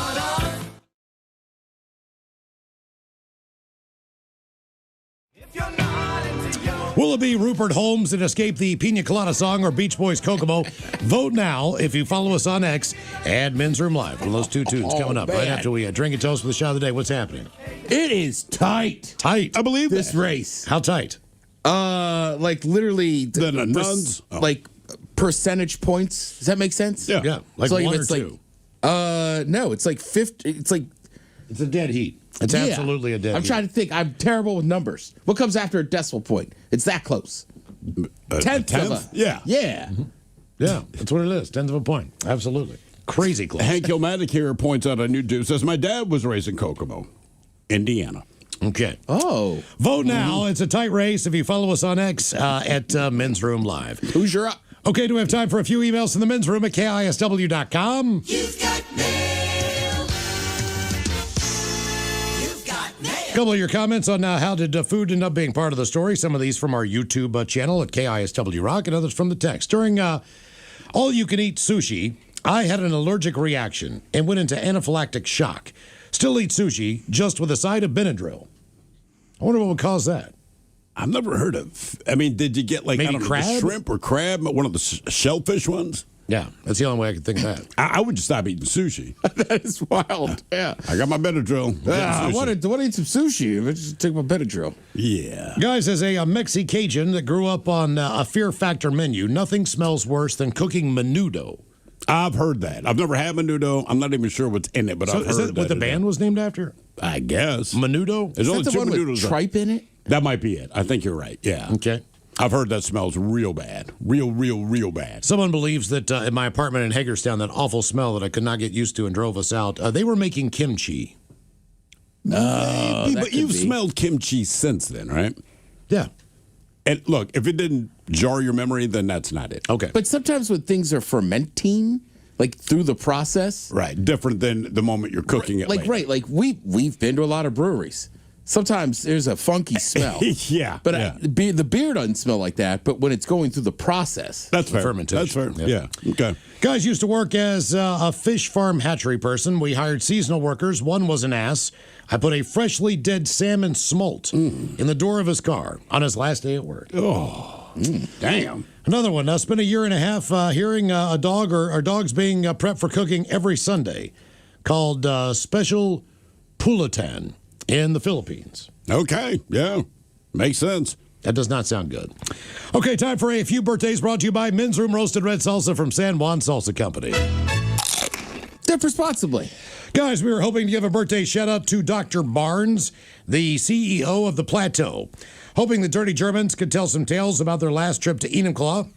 Coach Ted giving him a pep talk about losing horribly in fantasy football, and maybe the captain sharing any advice on crabbing this season. Thanks, guys, for the past 20 years, gentlemen, and go Hawks. That from Dan. Sorry, what do we need? Germans, Coach Ted, yeah, and since the we're captain. talking about Enumclaw, yeah? Yeah, I want to know about our last trip to Enumclaw. Yeah, unfortunately, our last trip to Enumclaw ended up making international news. We were not named, but we decided maybe not to go back. But I do like the sculpture of the horse they put up. Yeah. See, the funniest thing is this time, the horse died. Yeah. Did not know what he was getting into. What am I coaching this guy up about? Being real bad at he's fantasy bad at football. fantasy football. Well, listen, a lot of teams lose, a lot of people lose, but you got to get up and keep going back, right? You don't just go, look, I suck this year. Just give up on fantasy football. And listen, your wife doesn't want you to give up. Your buddy doesn't want you to give up. So keep at it, man. And honestly, just do some damn research. In all honesty, the guy who won our fantasy football, Mike, was it Eric Powers over at Hot? Yes, it was. He auto-drafted. Yes, he did. He never changed his lineup. Not a once. He didn't put players in when they were bye weeks. He ran 2/3 of the season with Joe Burrow as a starting quarterback who rode the IR for like 9 weeks. Yeah. And he still won the whole thing? Yes. He showed up to the playoffs with 3 wins on the entire season and then won out the playoffs. Joe Flacco's a Pro Bowler, dude. That's true. Jesus. Oh, yeah. Hang on. What are we doing? Captain. Sorry. Ooh, well, ahoy there and happy birthday. Well, when it comes to catching crabs, you could not go to a better place. Now, what I've found is the Chesapeake Bay. Plenty of crabs and crabbing's good. But if you want to ensure that you go home with a mouthful of crabs, make sure you visit Aunt Jemima's downstairs. You can't go wrong. Crunch berries. I can feel them in my mustache right now, Ted. I can see him, Captain. Hello, gentlemen. Jared here. I turned 39 years old today. Damn, last year in my 30s, I went by fast.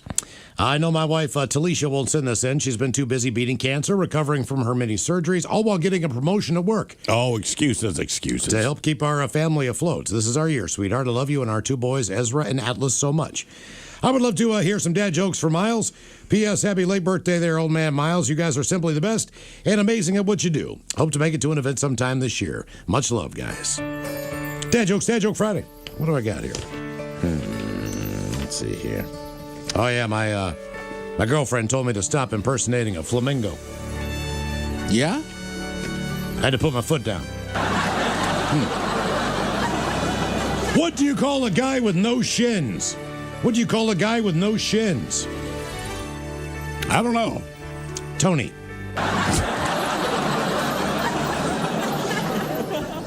You guys might not know this. In my career as a lumberjack, I cut down exactly 82,546 trees. Oh, yeah? Yep, I kept along. Happy birthday to my forever tag team partner on his 48th year. I love you, but I still don't want to go to Seattle. And I'm sorry that the washer flooded the apartment last night. Could I get Turtle 6 and a fish medley? That from Rihanna. Can I get A fillet of fish sandwich. So you know I got I'll have a fish sandwich. Oh, brother, can I have a fish sandwich? Put the cheese and the tartar on the side. I want a fish sandwich. Is it too early for a fish sandwich? Cheese and tartar on the side. Oh, yeah. I smell the fish sandwich. Maybe some dill relish in the morning. At noon. And at night. Can I buy you a fish sandwich? Oh, you don't want a fish sandwich? Oh, gentlemen, today marks my Papa Tom's 71st trip around the sun. Papa Tom. Now that he's semi-retired, he's become quite the world traveler. But no matter where he is, he cannot miss your show. So can we have some dirty Germans, the captain giving him some old man safe travel advice, and a few old man dad jokes. Maybe throw in a fish sandwich as well. Thank you, and happy birthday, Dad. That from Chandra. I'll have a fish sandwich. Yeah, you're world traveler now. Maybe you join us in Deutschland and make one of our videos. We need 1 woman and 122 men to watch. Yeah. And for a change, the one woman will be there all alone. Sometimes we have like 4 or 5. Ooh, Ooh, well, ahoy there, and happy birthday to a fellow world traveler. 'Cause you know, me and the mascots hop on the old SS Guppy and travel the 7 seas.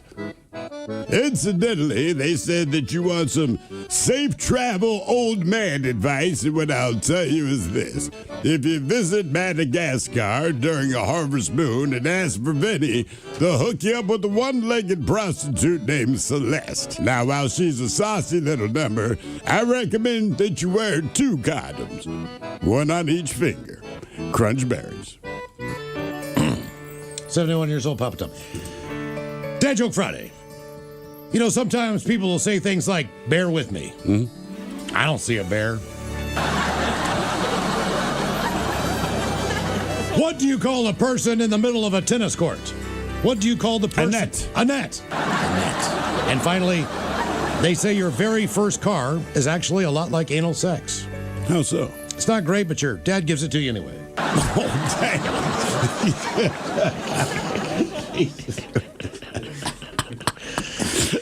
All right, guys, here you go.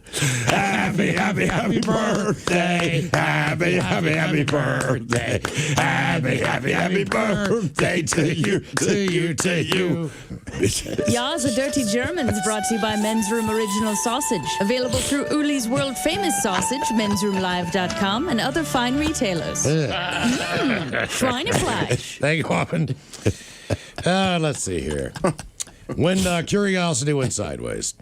All of it shows when I was around 8 years old, my cousin had one of those chain bike locks that looked like the kind that take the 4-digit combo to open. For some stupid reason, I was trying to lock it around my stomach, but it wouldn't quite fit. Well, I was determined, so I sucked in my stomach as far as I could, and I locked it.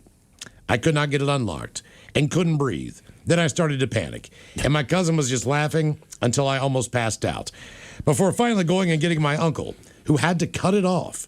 That was a rough day. Rock on that from Mark. Damn. Which means it's not the best bike lock if you can just cut it off your stomach. Well, it's not a stomach lock, Yeah. it's a bike lock. On the subject of what I found, just want to share a story from your show the other day. I was dropping off some things at our local thrift store. At the same time, a cute girl was doing the same. I said, "That's a really nice bag you're donating." She goes, "Well, here, you can have it." Later, I found it, and it was full of guys' clothes and a GoPro. Well, the GoPro had a very long sex tape on it, so I found that surprising.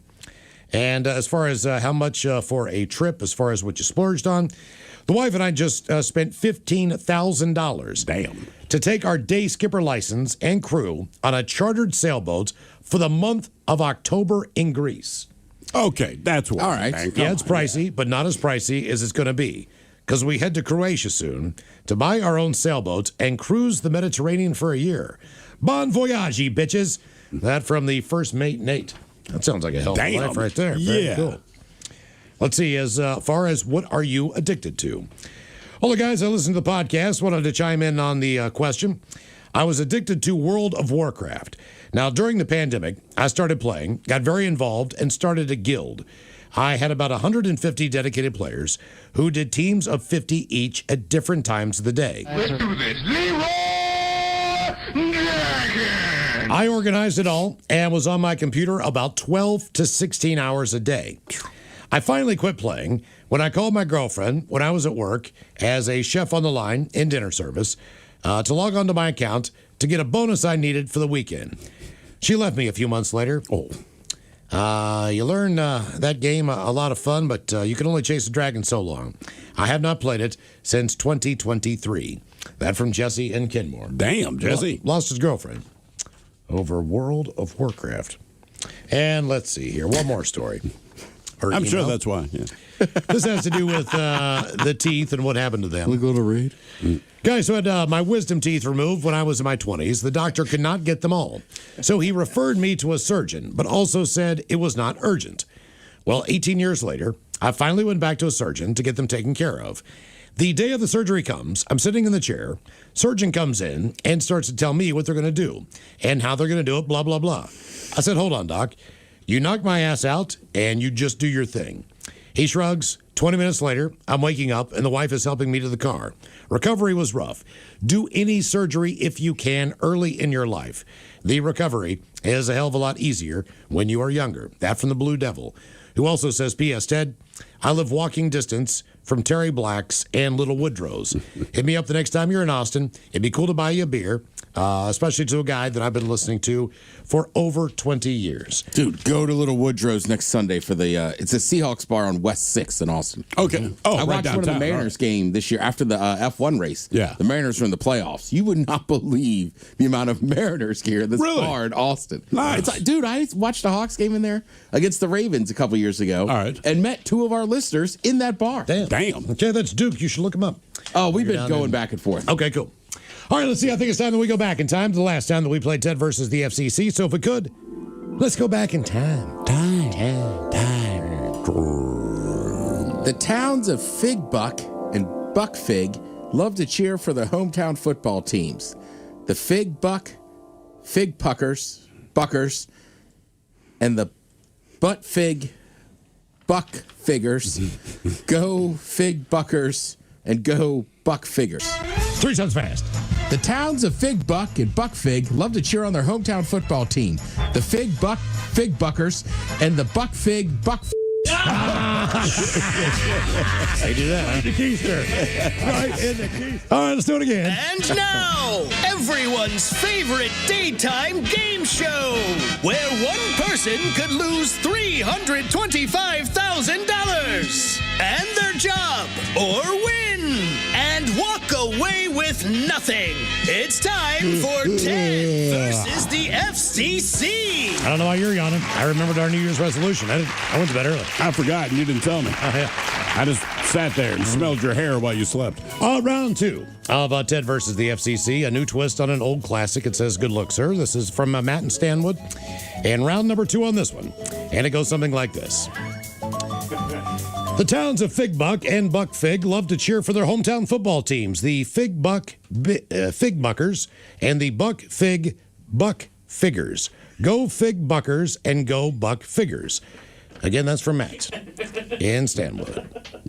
God damn it, Matt. The way we play Ted Damn, versus mate. the FCC is you need to read that one time through and then 3 times through. I want to hear Mike like call a football game. You know, it's like a 68-yard field goal.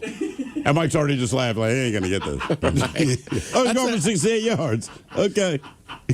It does feel like I've come out of the tunnel for the second half. They're like, we're going to beat them. And Mike's like, yeah, sure, dude. Okay. Good luck. We're going to get the ball. We're going to score. Feels that a lot like that, Mike. You're Now not picture wrong. Mike in the huddle, calls the play, and everyone's just laughing like, hey, it's a Hail Mary. We're going to get this. All right. The towns of Fig Buck and Buck Fig love to cheer their hometown football teams.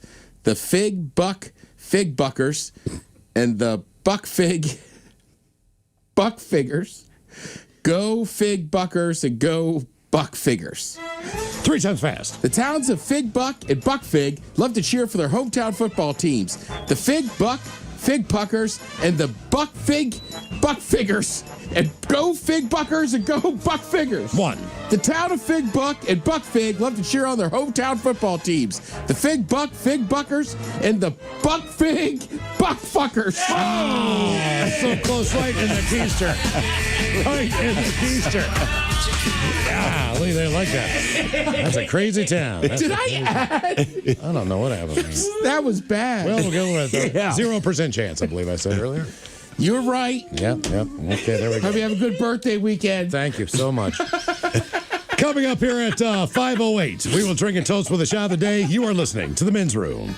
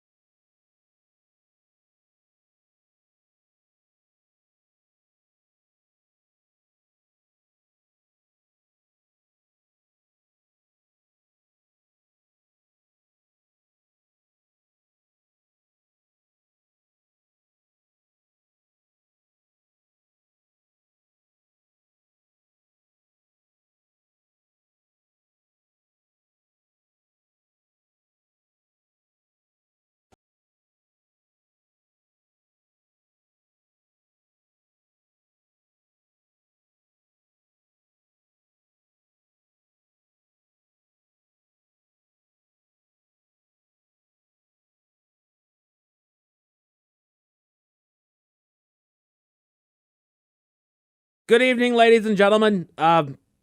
Before we begin, why is my seat wet? What? My seat. My seat is wet. Why is my seat wet? Yeah, man. I may or I may not have urinated on your chair. What? I said I may or I may not have urinated. I heard what you said! You urinated on my chair? I did not say that, Stone. I said I may or I may not have urinated on your chair. What? Stone, you asked the question. Where's my seat wet? So I answered your question. You didn't answer my question. You offered me a riddle about whether or not you urinated. Urinated, Felix, on my seat, where I am sitting. Well, maybe you didn't ask the right question, Playboy. Yeah, I would just ask Felix whether or not he peed on my seat. I did not pee on your seat, Bonnie. See how easy that is? Right. Yes. Felix. What's up, Playboy? Felix. What's on your mind, my guy? What's up? Felix. What's crackin' man? Felix! Did you or did you not urinate on my chair? You finally just asked. Yes! About time, man. It was almost like you didn't even want to know whether or not I peed on your seat. And I'm glad you asked, Stone, because I'm ready to answer. Is this how you answer questions? What do you mean? Someone asks you a question, and before you just answer the question, you let people know that you are ready to answer the question. That depends on the question, Playboy. Now, what did you ask me again? Are you being serious right now, Felix? Hard to say, man. Yes or no, Felix? Did you urinate on my seat? Is that why my seat is wet? Before I answer... Cheese and rice! Before I answer, Stone, what do you think? Do I think you urinated on my chair? That is correct. I would like to believe that my coworker and friend would not urinate on my chair, but also I know it's not above you, Felix. Yeah. So do you think I peed on your chair or not? Did you? Maybe, man. Maybe not. Felix, I am sitting on a wet chair. My chair that I sit in every day to deliver hard-hitting and up-to-date headlines to our wonderful audience. I just want to know if you urinated on it or not. I did not. Wait, what? I did not urinate on your chair, Playboy. I don't know why it's wet. Why did you make it seem like you urinated on my chair? I did no such thing, Stone. I said I may have or I may not have. That's all I said. Felix, that is so misleading and infuriating. But I appreciate that you did not urinate on my chair. It's the least I can do, Playboy. It quite literally is the least you could do, but I still don't know why my chair is wet. I peed on your chair earlier. What? I didn't mean to, but Felix made me laugh so hard I peed on your seat. Okay, this is ridiculous. Let's go to break. We will be back next hour. Thank you for watching. Please like and share this video. It helps us a lot. And be sure to subscribe to our YouTube channel and social media pages at InAction News.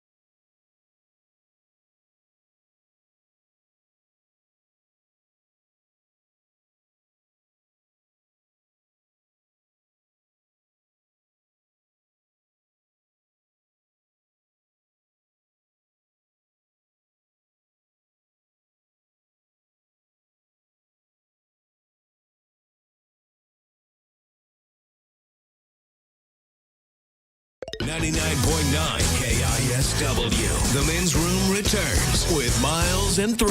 All right, coming up here at 5:08, we'll drink a toast with the shot of the day. And we do have your headlines on the way at 5:50. But first, quick check with Mike Hawk and some of the stories and headlines he is not working on. Well, thank you, Miles. 2 moose calves have been spotted near the Spokane area. Local Fish and Wildlife is urging folks to exercise caution. Is it because they think Mama's around? They know Mama's around. Oh, okay. They spotted Mama with her 2 calves. Do we usually have moose in this state, or are they moving down from Canada? I think they're coming down. I don't think it's out of the question, but I think they stick to the north. They're moving out of Montana. They're moving west because they want to pay more in taxes. Yeah. They do. And weed. Moose tax. Yeah. Oh, so they're legalized weed. Montana mooses. Yeah. Yeah. Coming all the way over. All right. At least they're not. I just didn't want Canadian moose invading. Yeah. That's what I'm worried about. We'll just take it back. Boot their asses out of here. I'm not going to be a moose drool model anymore. I'm leaving. Doggone mooses. There's a lot of moose talk. It should make the Mariner moose feel better. It should. Yeah. I mean, at the end of the day. Why would it make him feel better? Well, like, what about that? Like, cool, I got Moose coming to see me. Right, he's got friends. Right, but we can't approach him. Well, what would happen if the Mariner Moose walked up on him?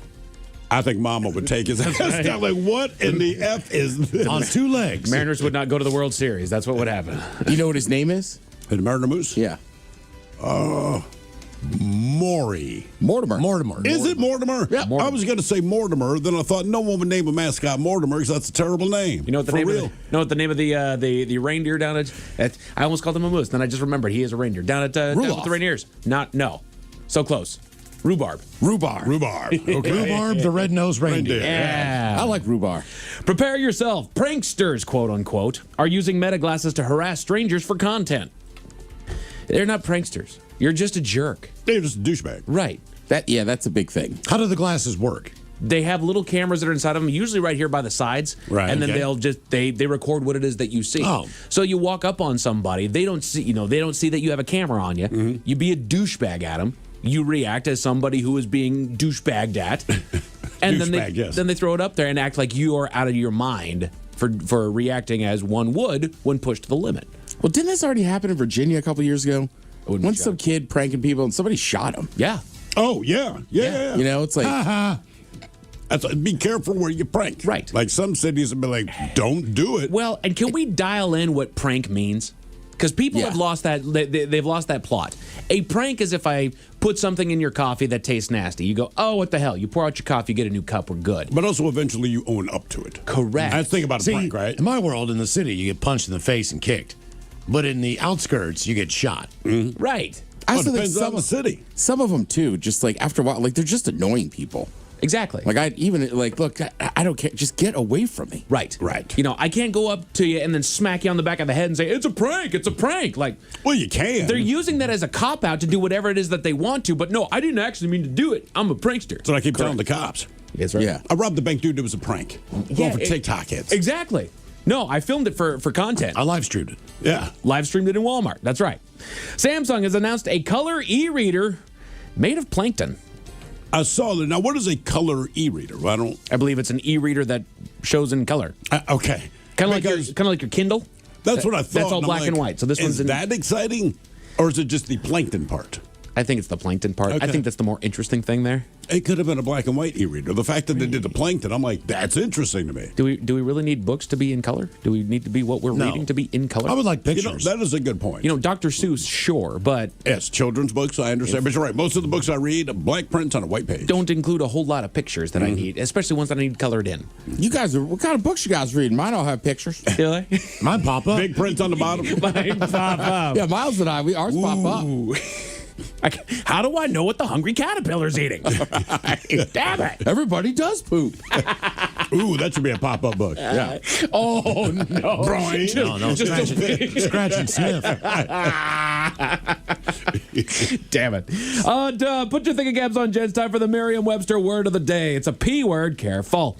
An adjective. I give you guys a 40% chance of success, and it's a formal word used to describe someone or something more important, skillful, or successful than their counterparts or peers. Posh. Posh, I like it. Not bad. A formal word used to describe someone or something more important, skillful, or successful than their counterparts or peers. Pretentious? Pretentious, not bad at all. I do like that. Pretty much everyone I know. The word is preeminent. Oh, the okay. preeminent. Yeah. Yep. That's much more. Yeah. That's Yeah, everybody knows it after I say it. I see how this works. A neuroscientist That's what they do in Big Dummy. Oh, man, I knew all the questions I heard when I was on hold. I'm going to do that to somebody watching Jeopardy after every question. Ooh. Oh, you should do that as a contestant on Jeopardy. Oh, damn it. I was going to say that. God, it. My button's not working. Ken. A neuroscientist. Help! He's just Ken. A neuroscientist claims that procrastination should not be looked at as a byproduct of laziness or lack of willpower, but as a signal from your brain that something is not working at the moment. Yeah, you. A signal that something's not working I can't do that. If I see something, I've got to do it. There you go. Like, I don't keep stuffing the trash can down. You know what I mean? To put more in. Yeah. I'm like, I need to take the trash out. I'm going to do that right now. Correct. Why do they make a big deal out of it? Like, sometimes you just don't feel like doing something.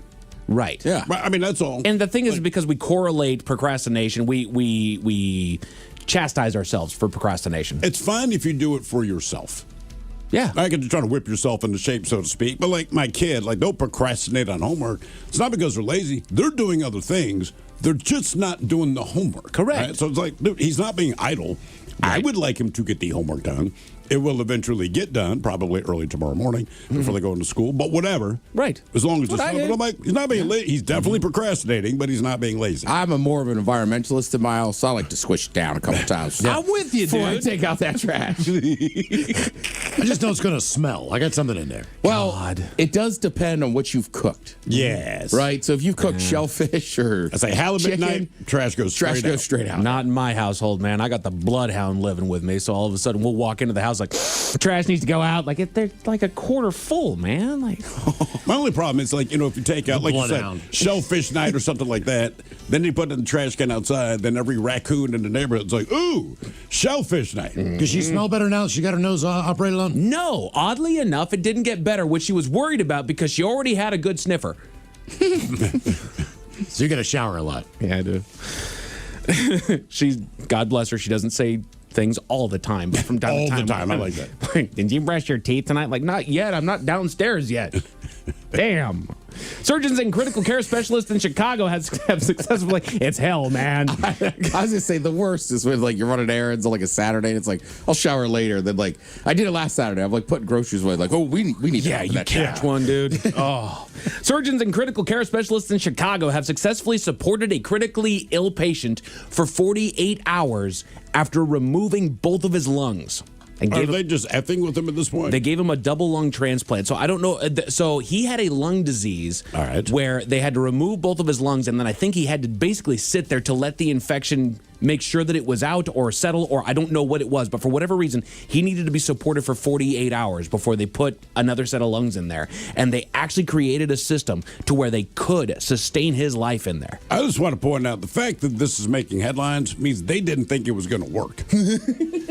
We're not going to talk about this. Yeah, I'm just saying. They're like, hey, holy hell. Like, okay, well, I'm glad it worked. I'm just saying, clearly you had no faith that this was actually going to pan out. Someone asked the internet about disgusting habits that we secretly think are actually 100% normal, and luckily we have the list. The Men's Room Top 10. The Men's Room Top 10.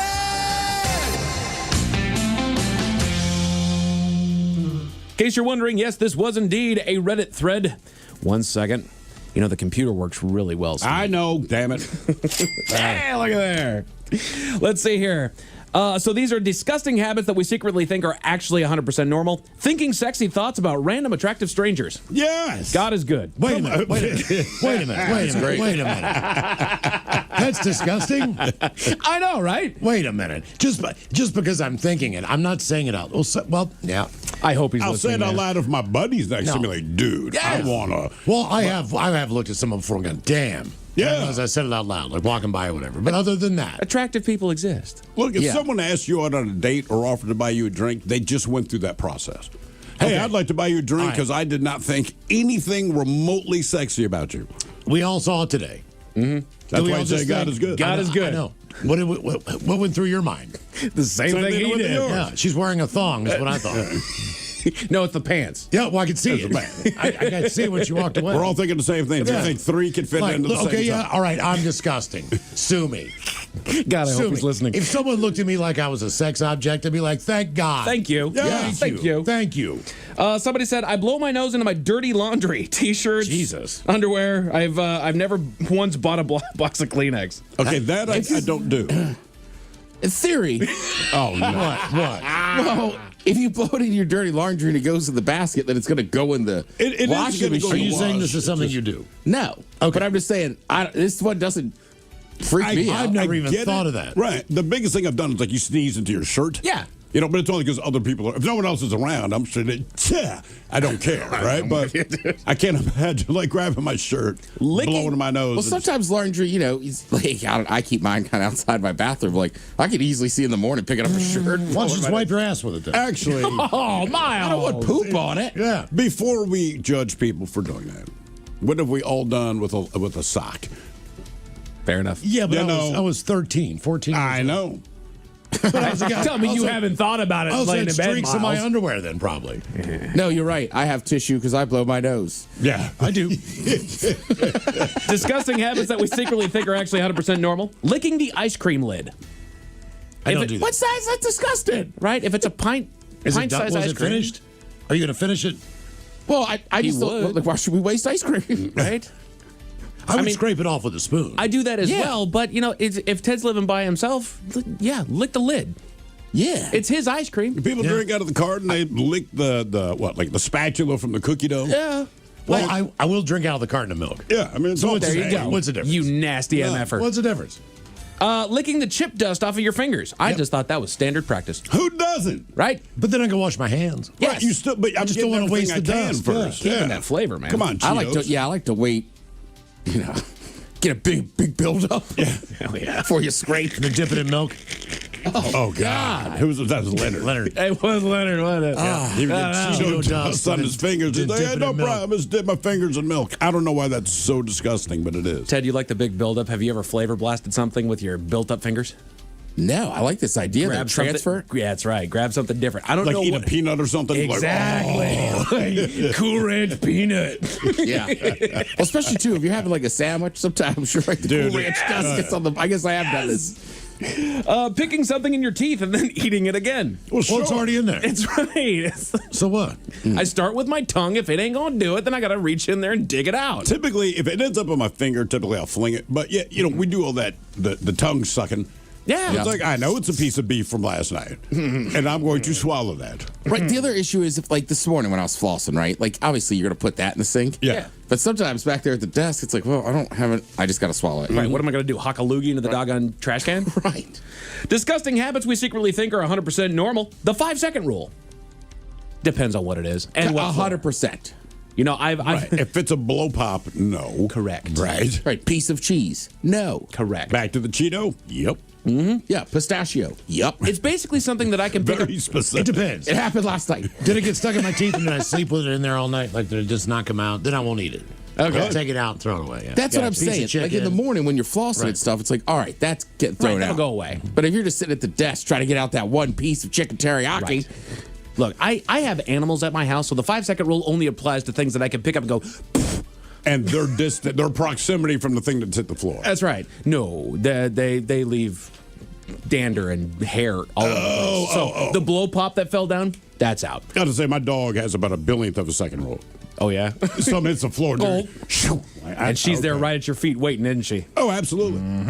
Eating over the sink like a raccoon when you don't want to wash a plate. Sorry. Sure. That's Yeah. environmentally friendly, Well, as Ted was saying. that's a good place. You don't get crap everywhere. Exactly. Catches everything. my knife's hanging on the side. Might make another sandwich. There you go. Oddly enough, never seen a raccoon eat over a sink. I love that there are some women that explain that to other women. Like, why does he do that? Well, because he might have another sandwich. Yeah. And he doesn't want to dirty it up, so he leaves it hanging Yes. over there so it doesn't touch anything. Yes, the hang. There's a method to our madness, ladies.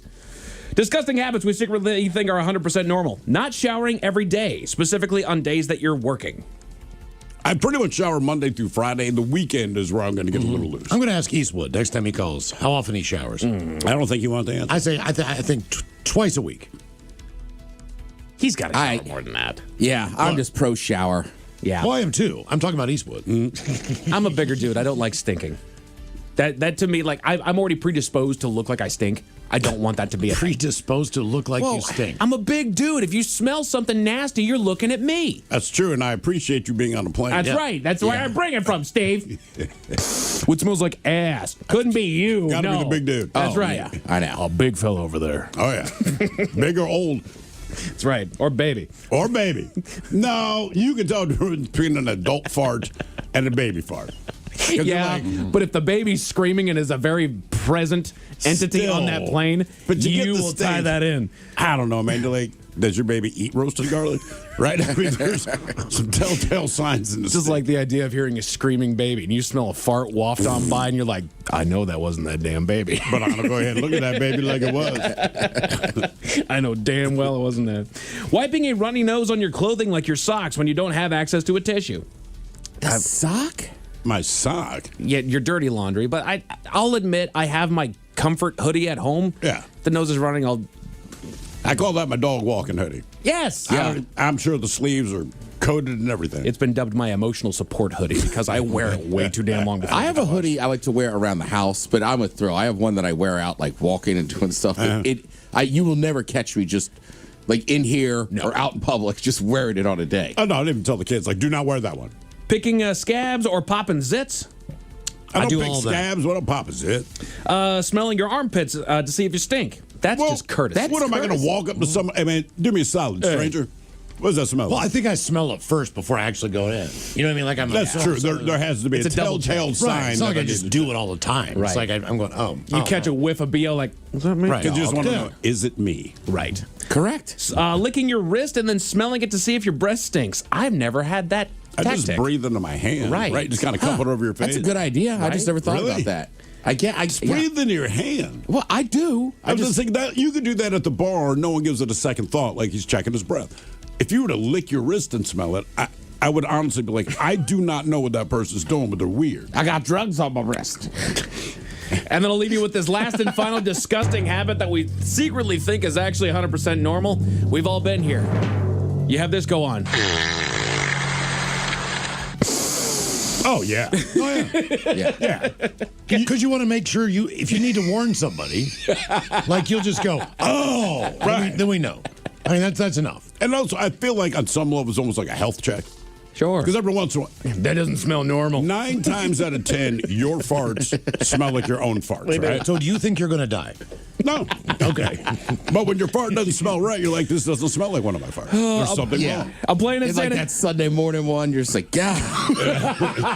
I've had them wake me up in the middle of the night. Like, I got to poop, man. Surely I've got to poop. Should have eaten that cheesesteak. A plane in San Antonio was about to take off when their clearance was suddenly canceled, Miles. Why was that? Tell you about it at 5:50. Thank you, sir. Headlines are coming up at 5:50. In the meantime, have we made it to drinking time? Somebody out there deserves to be recognized. And the men's room knows just who it is. So to you, we say, bottoms up, sailor.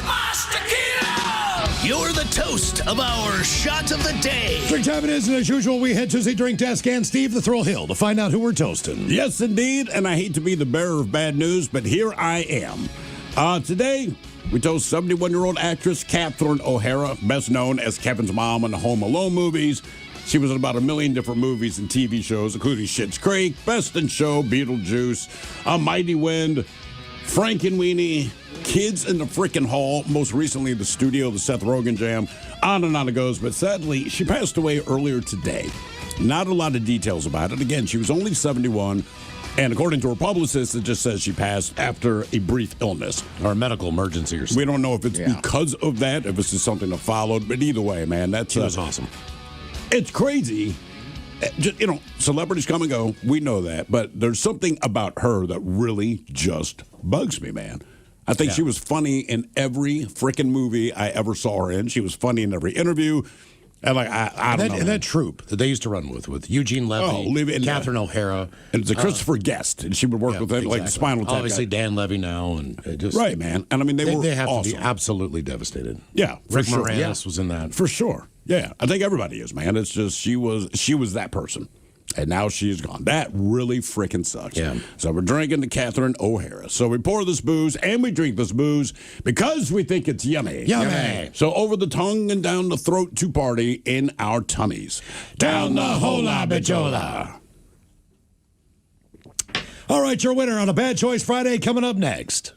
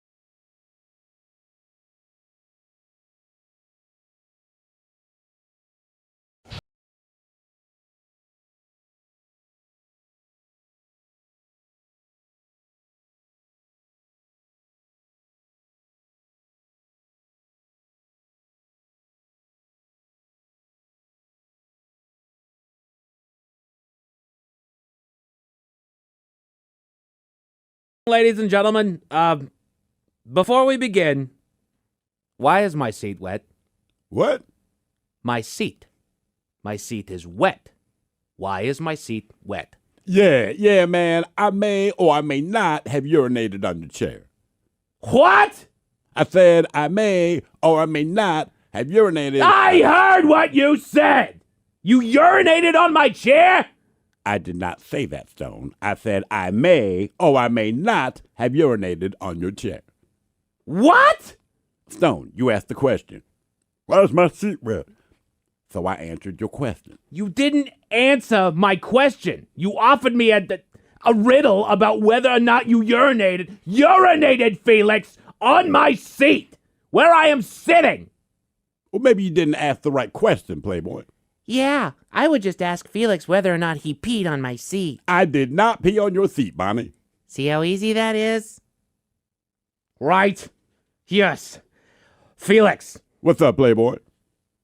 Felix. What's on your mind, my guy? What's up? Felix. What's crackin'-lackin', man? Felix! Did you or did you not urinate on my chair? You finally just asked. Yes!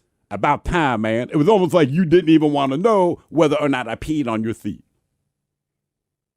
And I'm glad you asked, Stone, because I'm ready to answer. Is this how you answer questions? What do you mean?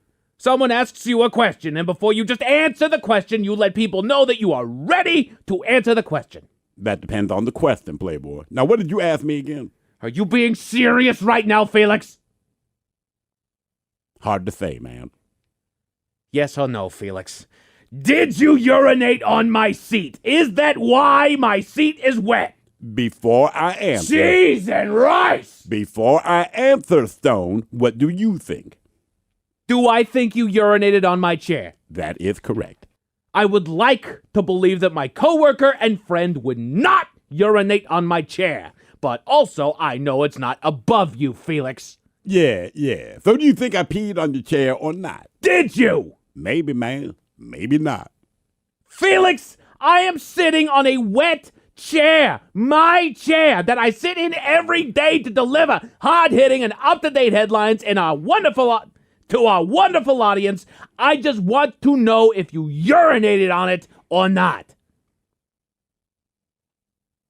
I did not. Wait, what? I did not urinate on your chair, Playboy. I don't know why it's wet. Why did you make it seem like you urinated on my chair? I did no such thing, Stone. I said I may have or I may not have. That's all I said. Felix, that is so misleading and infuriating. But I appreciate that you did not urinate on my chair. It's the least I can do, Playboy. It quite literally is the least you could do, but I still don't know why my chair is wet. I peed on your chair earlier. What? I didn't mean to, but Felix made me laugh so hard I peed on your seat. Okay, this is ridiculous. Let's go to break. We will be back next hour.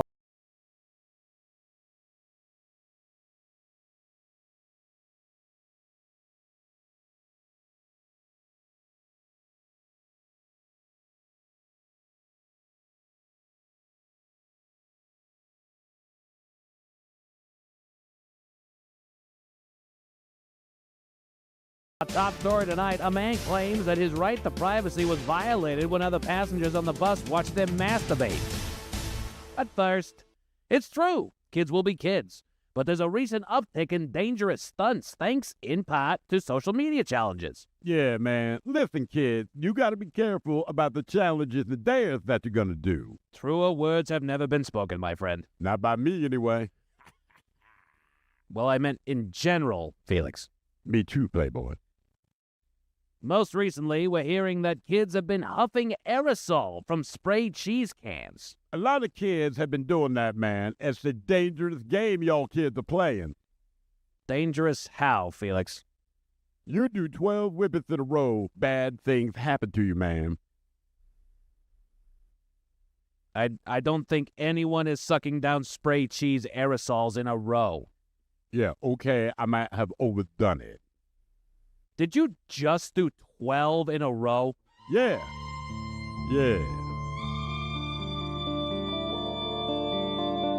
Oh, boy.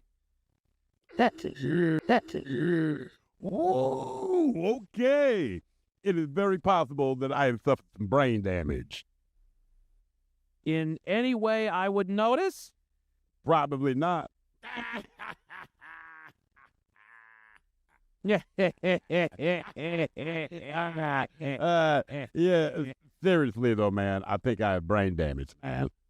From the 12 aerosol hits? Well, that and the other stuff. What is the other stuff?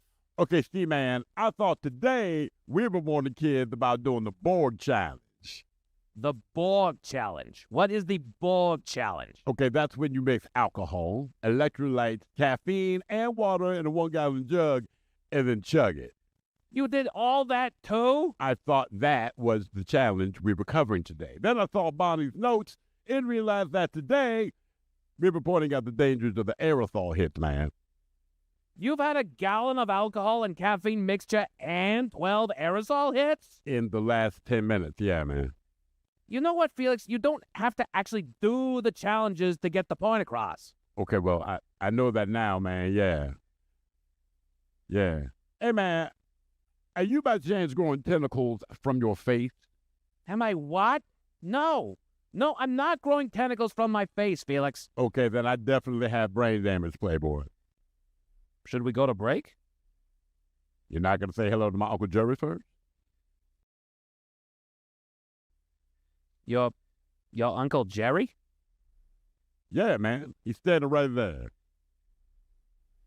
Felix, there's no one standing here. You can't see him? There's no one to see, Felix. Your Uncle Jerry is not here. Who? I don't have an Uncle Jerry, man. Oh, okay. Bonnie, I think we need to go to break. A lot of our viewers are emailing in worried about Felix. Who is Felix? And why are they worried about him? You! You are Felix! Who? You! What? You are Felix! I am Felix? I think Felix might need medical attention. Good thing I'm here. I'm a doctor. Where's the Felix patient? Oh, boy, no, you're the patient, Felix. Then where's the doctor? The doctor is on his way. Ladies and gentlemen, we'll be back in the next hour. Live Night, the livest radio you will ever see. Everything is performed live. Live hosts, live sound effects, live voice actors, live screw-ups, live laughs, and of course, live music. The Daily Mix Show, totally live. The Men's Room, totally live. Live Night returns February 13th. Live Night 2026. Yachty and naughty. No flares, no lifeboat. All live. What could possibly go wrong?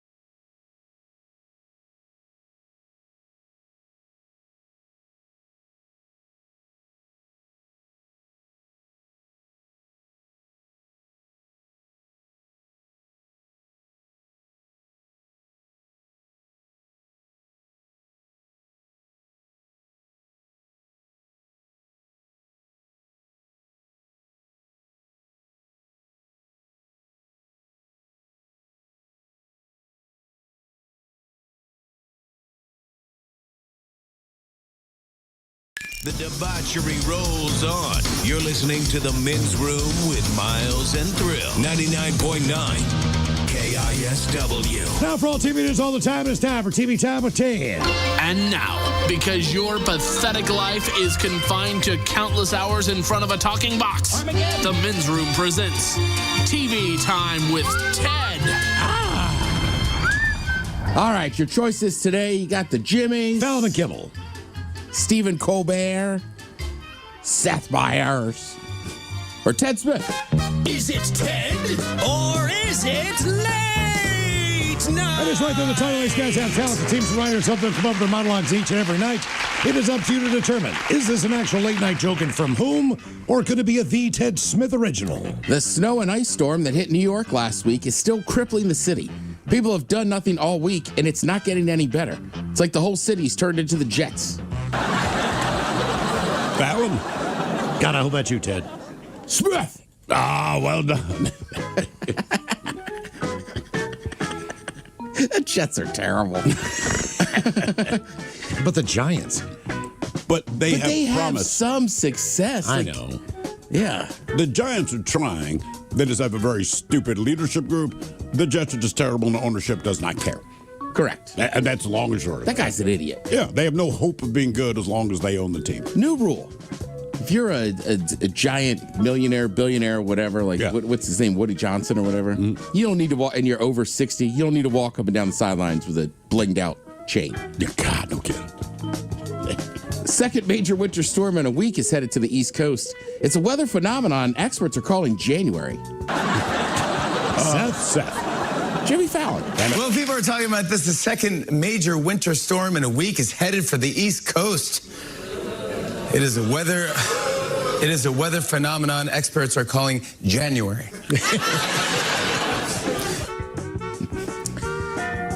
Last week it was winter storm called Fern. This week it's a bomb cyclone. You know, Winter Storm Fern is asking, like, why do you get to be a bomb cyclone and I just get to be Winter Storm Fern? Colbert. Yeah, Colbert. Fallon again. Last week it was Winter Storm Fern, and now it's bomb cyclone. Right now, Winter Storm Fern is like, how come you get to be a bomb cyclone? I got to be Winter Storm Fern. I want to order that drink. Bomb cyclone. Oh, yeah. No, Fern. I never should have ordered that bomb cyclone last night. The bartender asks you, do you have plans tomorrow?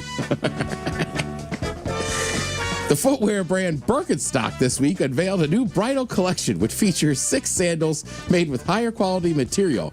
And for the groom, just kidding, there's no groom. Colbert. Seth. That's Seth Fine. The footwear brand Birkenstock this week unveiled a new bridal collection which features 6 sandals made with higher quality materials. And for the groom, just kidding, there's no groom.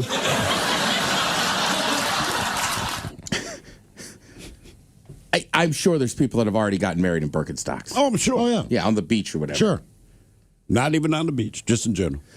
Yeah, I just don't know that they need to make a specific footwear for it. For brides, yes. Sadly, Thrill brought it up for the shot of the day, but Catherine O'Hara, famous actress, you would know her like we were saying, right? Home Alone, Second City, what? Best in Schitt's Creek, Best in Show, Creek. Mighty Wind.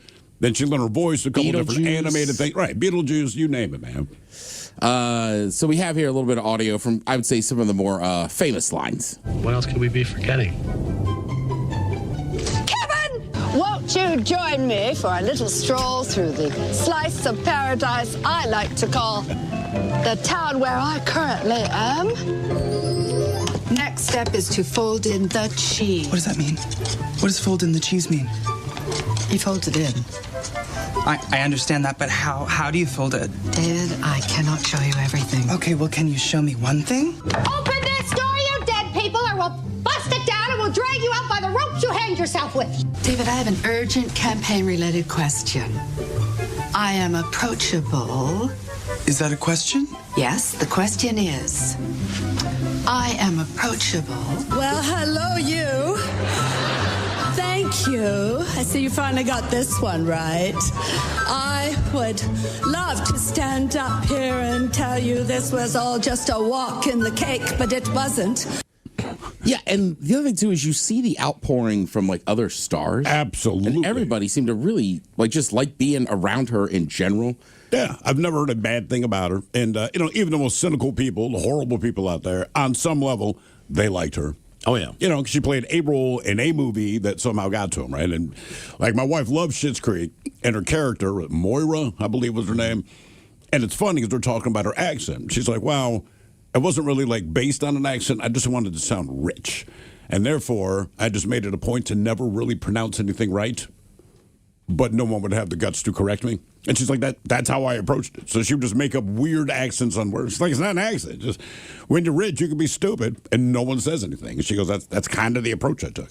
Or sometimes they think you're pronouncing it correctly. Right. She must know what she's talking about. She's rich. It is nice when a fancy person corrects you. And then they have to be like, oh, you're actually right. Like, yeah. Jackass.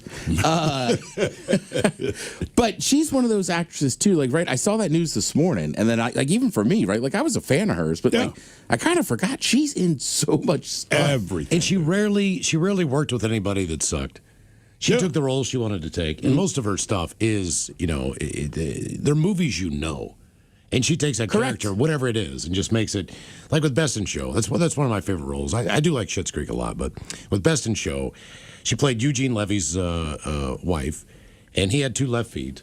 Right. And I can't remember why she couldn't eventually walk the dog, because that was her job at the best of the show. But Eugene Levy does it. But everywhere they went, there was another guy that she ran into that she had had sex with. Correct. And Everywhere. It did not matter if they were at the rental car counter, the hotel, Starbucks barista. Yeah, they would fly across the country to go to New York to do the dog show, and there's 3 guys there that she slept with. Like, I just thought that was just brilliant. And and Eugene Levy, you could just see his uncomfortableness. But she'd be like, "Oh yeah, yeah, I remember you." That's something too. Is like some of the roles, right? It's a good range. Right? Sometimes she's like super fancy and kind of dismissive to people. Other times it's not. I think incredibly sexy too. In her own weird way. Yeah, when she was younger, she was just absolutely a smoke show. Yeah, and I think that's one of those people, obviously, and I think it's awesome that her and Macaulay Culkin stayed super tight. Sure. I think it's also one of those people where it's like, if you know her, obviously, terrible, sad. It's sad for everybody. But I would also say somebody like her, like, I don't know, this weekend, watch one of her funny movies. Right. You have your choice of 1,000 of them. And only 71. I just expect people to last a little bit longer than that. Yeah. You would hope. You would hope.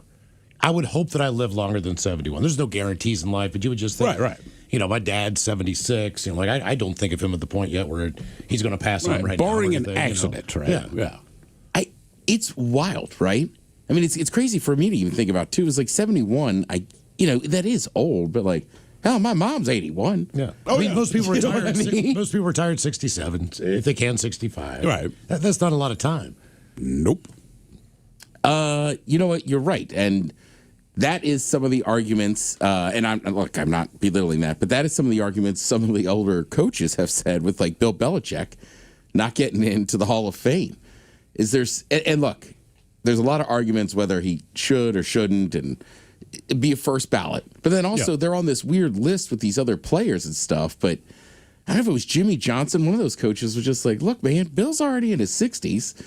Like, let him in 70s or 70s. Right? So he's like, he's fine, but he's like, some of these guys when they retire, like, they're not going to have a long time. He's like, put him in. You know what? And when you do something posthumously like that, you're just basically admitting you made a mistake.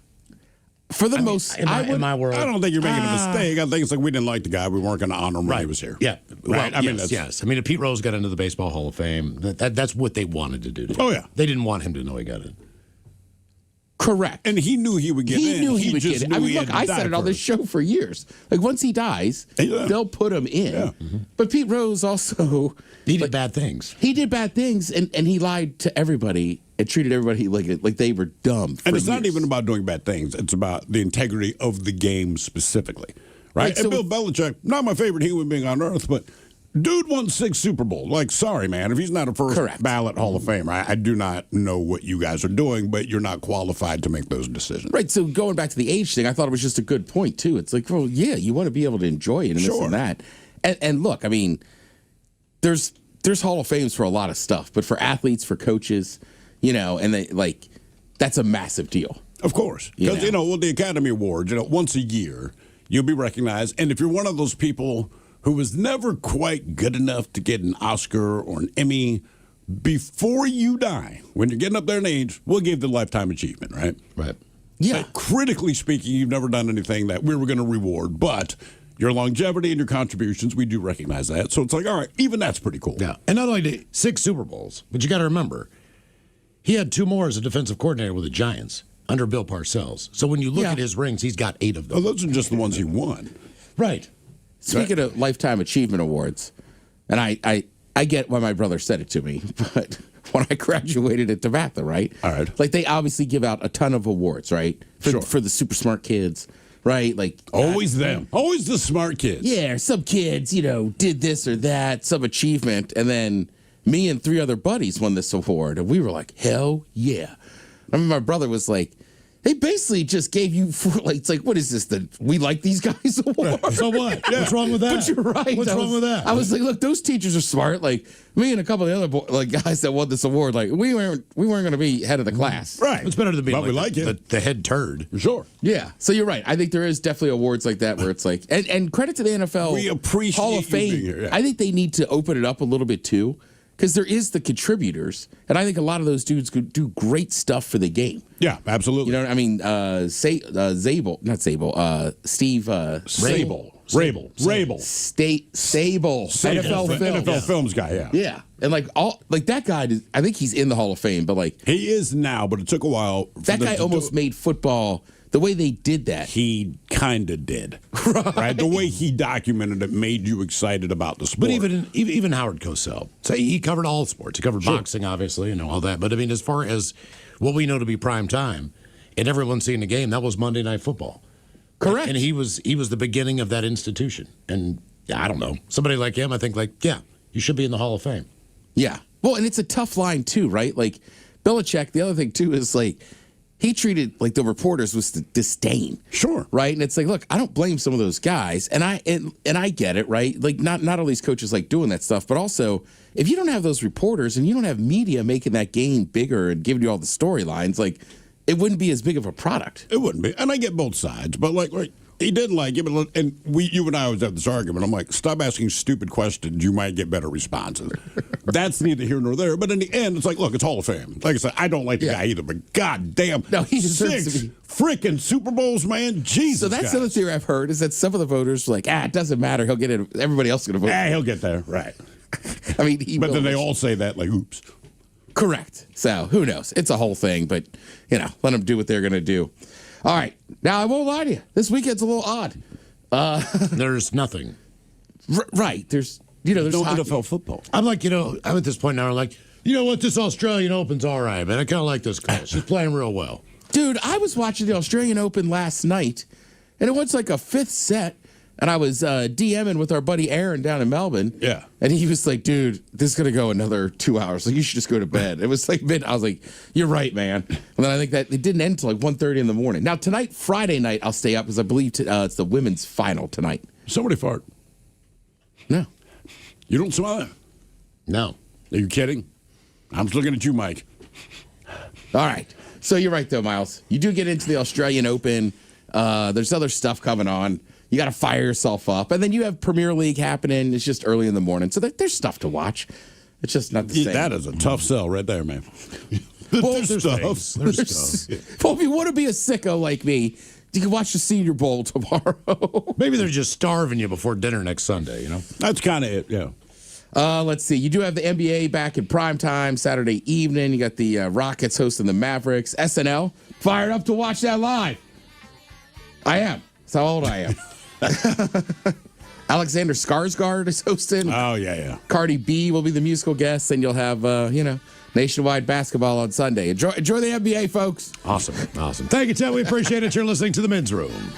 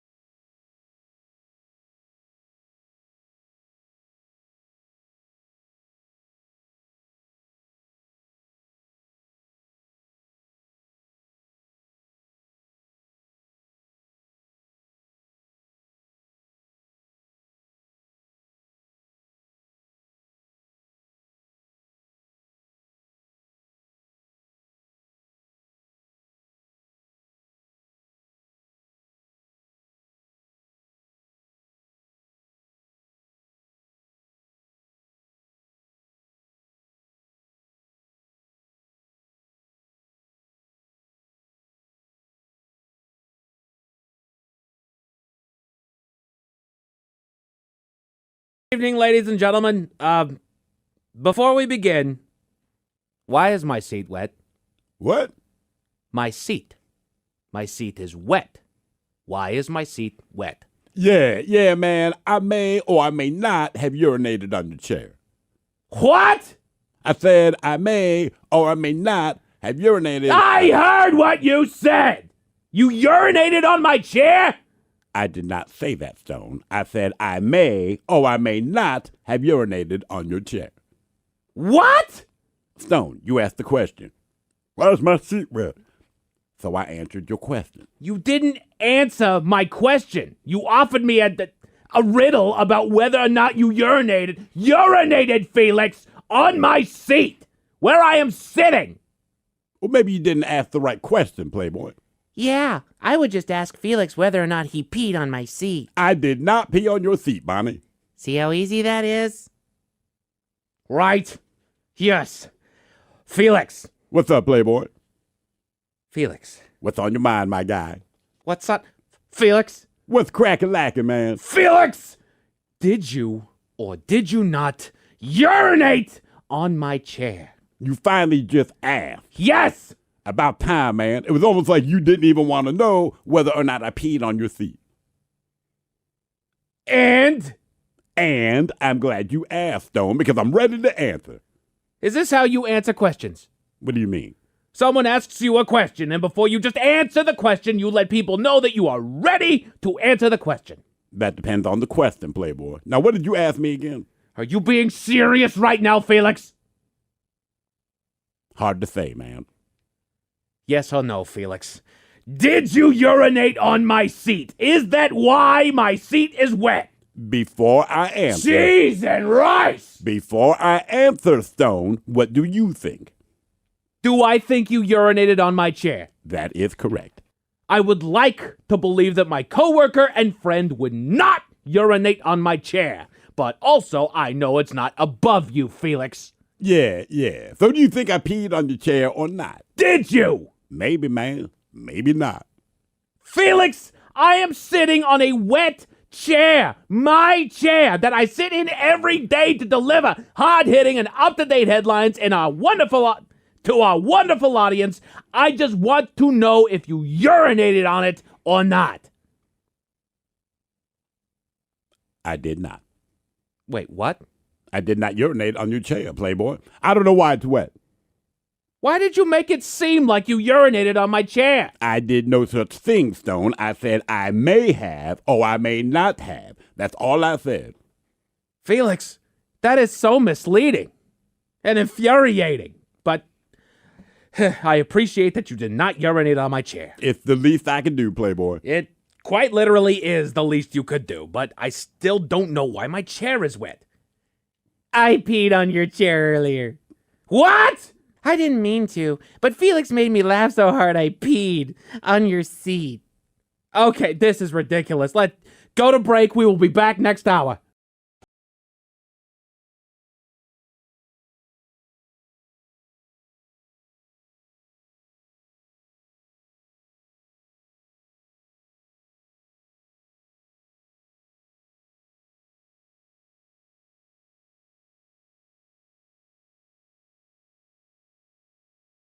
Top story tonight, a man claims that his right to privacy was violated when other passengers on the bus watched them masturbate. At first, it's true, kids will be kids, but there's a recent uptick in dangerous stunts thanks, in part, to social media challenges. Yeah, man. Listen, kids, you got to be careful about the challenges and dares that you're going to do. Truer words have never been spoken, my friend. Not by me, anyway. Well, I meant in general, Felix. Me too, Playboy. Most recently, we're hearing that kids have been huffing aerosol from sprayed cheese cans. A lot of kids have been doing that, man. It's a dangerous game y'all kids are playing. Dangerous how, Felix? You do 12 whippets in a row, bad things happen to you, man.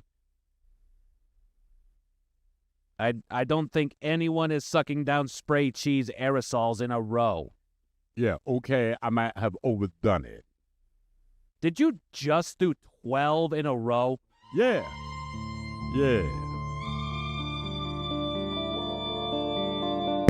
Oh, boy. That's it.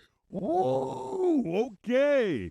It is very possible that I have suffered some brain damage. In any way I would notice? Probably not. Yeah. Yeah, seriously though, man, I think I have brain damage, man. From the 12 aerosol hits? Well, that and the other stuff. What is the other stuff? Okay, Steve, man, I thought today we were warning kids about doing the Borg challenge.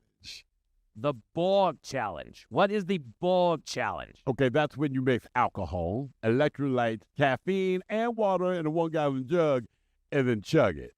You did all that too? I thought that was the challenge we were covering today. Then I saw Bonnie's notes and realized that today we were pointing out the dangers of the aerosol hits, man. You've had a gallon of alcohol and caffeine mixture and 12 aerosol hits? In the last 10 minutes, yeah, man. You know what, Felix? You don't have to actually do the challenges to get the point across. Okay, well, I know that now, man, yeah. Yeah. Hey, man, are you by chance growing tentacles from your face? Am I what? No. No, I'm not growing tentacles from my face, Felix. Okay, then I definitely have brain damage, Playboy. Should we go to break? You're not going to say hello to my Uncle Jerry first? Your Uncle Jerry? Yeah, man. He's standing right there. Felix, there's no one standing here. You can't see him? There's no one to see, Felix. Your Uncle Jerry is not here. Who? I don't have an Uncle Jerry, man. Oh, okay. Bonnie, I think we need to go to break. A lot of our viewers are emailing in worried about Felix. Who is Felix? And why are they worried about him? You are Felix. Who? You. What? You are Felix. I am Felix? I think Felix might need medical attention. Good thing I'm here. I'm a doctor. Where's the Felix patient? Oh, boy, no, you're the patient, Felix. Then where's the doctor? The doctor is on his way. Ladies and gentlemen, we'll be back in the next hour. Live Night, the livest radio you will ever see. Everything is performed live. Live hosts, live sound effects, live voice actors, live screw-ups, live laughs, and of course, live music. The Daily Mix Show, totally live. The Men's Room, totally live. Live Night returns February 13th. Live Night 2026. Yachty and naughty. No flares, no lifeboat. All live. What could possibly go wrong?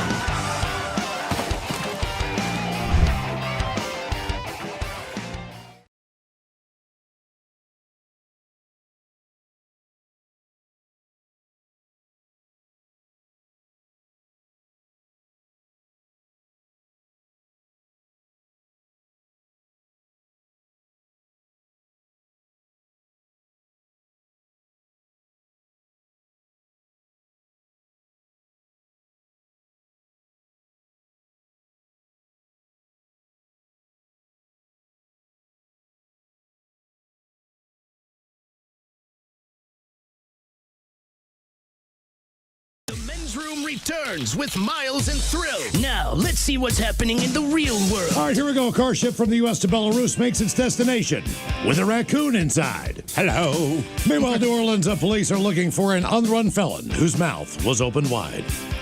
Man uses counterfeit money to buy flowers and chocolate for a stripper at the club. A Southwest flight taking off over 100 miles per hour sees its liftoff needing to be scrubbed. And several cats and dogs are rescued in Spain after torrential downpours. It is time for your headlines. Now, it's time to hit the headlines.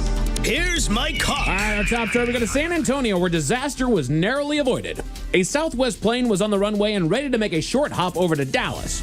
They had obtained clearance for takeoff and were barreling down the runway at more than 100 miles an hour when ATC suddenly cracked the mic, frantically canceling the clearance for takeoff. Turns out, a small propeller aircraft had taken a wrong turn while taxiing and turned onto the active runway without clearance. The clearance for the Southwest flight was canceled, and they had come within about 2,000 feet of one another. They say what the punishment is for that.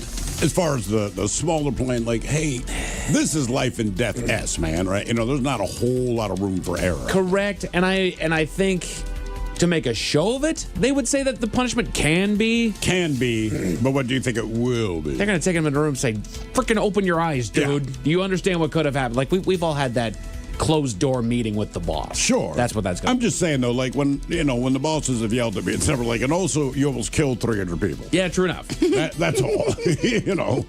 I mean, that is a different level. Yeah, that's it. Do it again and you lose your license. God damn, you're bad at this. Hey, you almost killed 300 people. Right.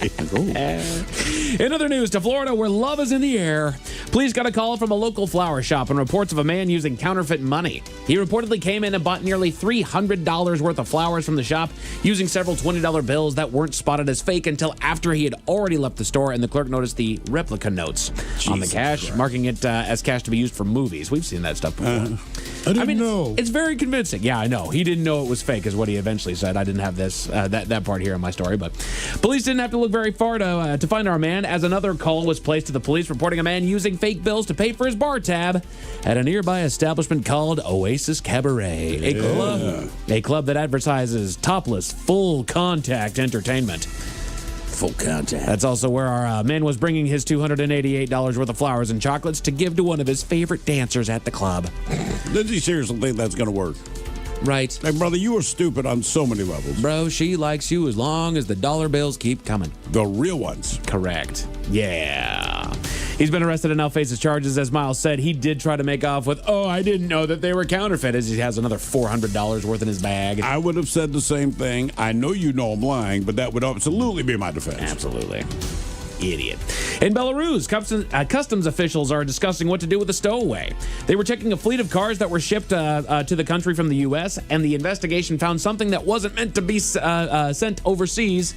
A raccoon that found refuge in one of the cars. It was actually taking a nap on one of the dashes. I wonder if they have raccoons in Belarus. That's what I'm wondering. Yeah. I don't know a lot about Belarus. I know it's north of... it's Ukraine, maybe? I think it's north of Ukraine. It's a little bit further west than that. It's northern Europe. Ish. Yeah, but it's right. It's on the Russian border. Yeah, right around there. Right around, maybe right near Poland. They should have raccoons. The animal was fairly docile, not sparking much of a fuss in spite of being thousands of miles away from home. He was taken to a veterinary station where they kept him calm and content with a healthy dose of eggs, crab sticks, and fresh grapes. Crab sticks? He's eating better than I am. I know. By the way, I just did a quick search. Raccoons are not native to Belarus, and there is no established wild population. Which is why they're currently discussing whether to take him to the local zoo or forced to live in his new habitat after quarantine. Put them in a zoo. Yeah, let people check this out. Native, right? They could call the Moscow office of Pet Solutions. We don't need to, man. He's but it's happy. weird how you guys do it there because you push them out of windows. Yeah, but the thing is, don't they kind of mate for life? I mean, I've been with my raccoon for 12 years, but I don't. And like a lot of the animals are very happy before the solution happens. Oh yeah, okay, good. They're treated very well. Right? It's quick, clean. Minimal screaming. Officials in Louisiana are asking for the public's help in finding a deranged man. He's wanted in connection with an attack on a woman earlier this week that stemmed from a dispute that began over the weekend. Officials say that he held the woman hostage for days and at some point bit part of her face off when she tried to escape. She did manage to get free, but the man is still on the loose. Officials consider him armed and dangerous with his teeth. They armed with his mouth. And are asking anybody with information to call and contact them. Damn. Yeah, but just in case the story left a bad taste in your mouth. Thankfully, there's good news. Over to Spain, where they've done some good. Recent flooding in the area submerged several homes in the area, forcing folks to evacuate. But as can happen in the midst of disaster, animals were left behind or lost during the flooding. That's when Spain's civil guard took it upon themselves to make their way into the floodwaters on inflatable rafts and escort several cats and dogs to safety.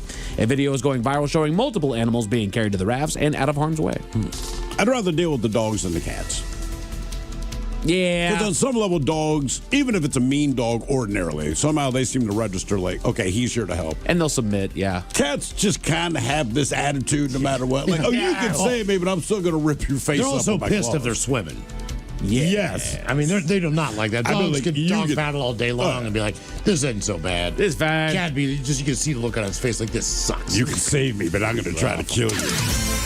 Men's Room Sports, you got NBA basketball on ESPN and the network channels all weekend long. College hoops on FS1 and CBS Sports. Hockey on NHL. And the Kraken are in Vegas taking on the Golden Knights tomorrow night at 7 over on NBC and on Kong. As far as your weather, we've got a little reprieve from the rain tomorrow afternoon, but expect plenty of clouds and bouts of rain all weekend with highs in the 50s and lows in the 40s. As for headlines with that, have a good weekend. Mike Hawk is out. Thank you, sir. Enjoy an ice-cold Men's Room IPA from Black Raven over the weekend. The lovely Jolene's coming up in just seconds. Yes, indeed, it's all true, but in the meantime, well, we be all about this bitch. So until Monday, please do what you do best. And for Aletha's sake, stay beautiful.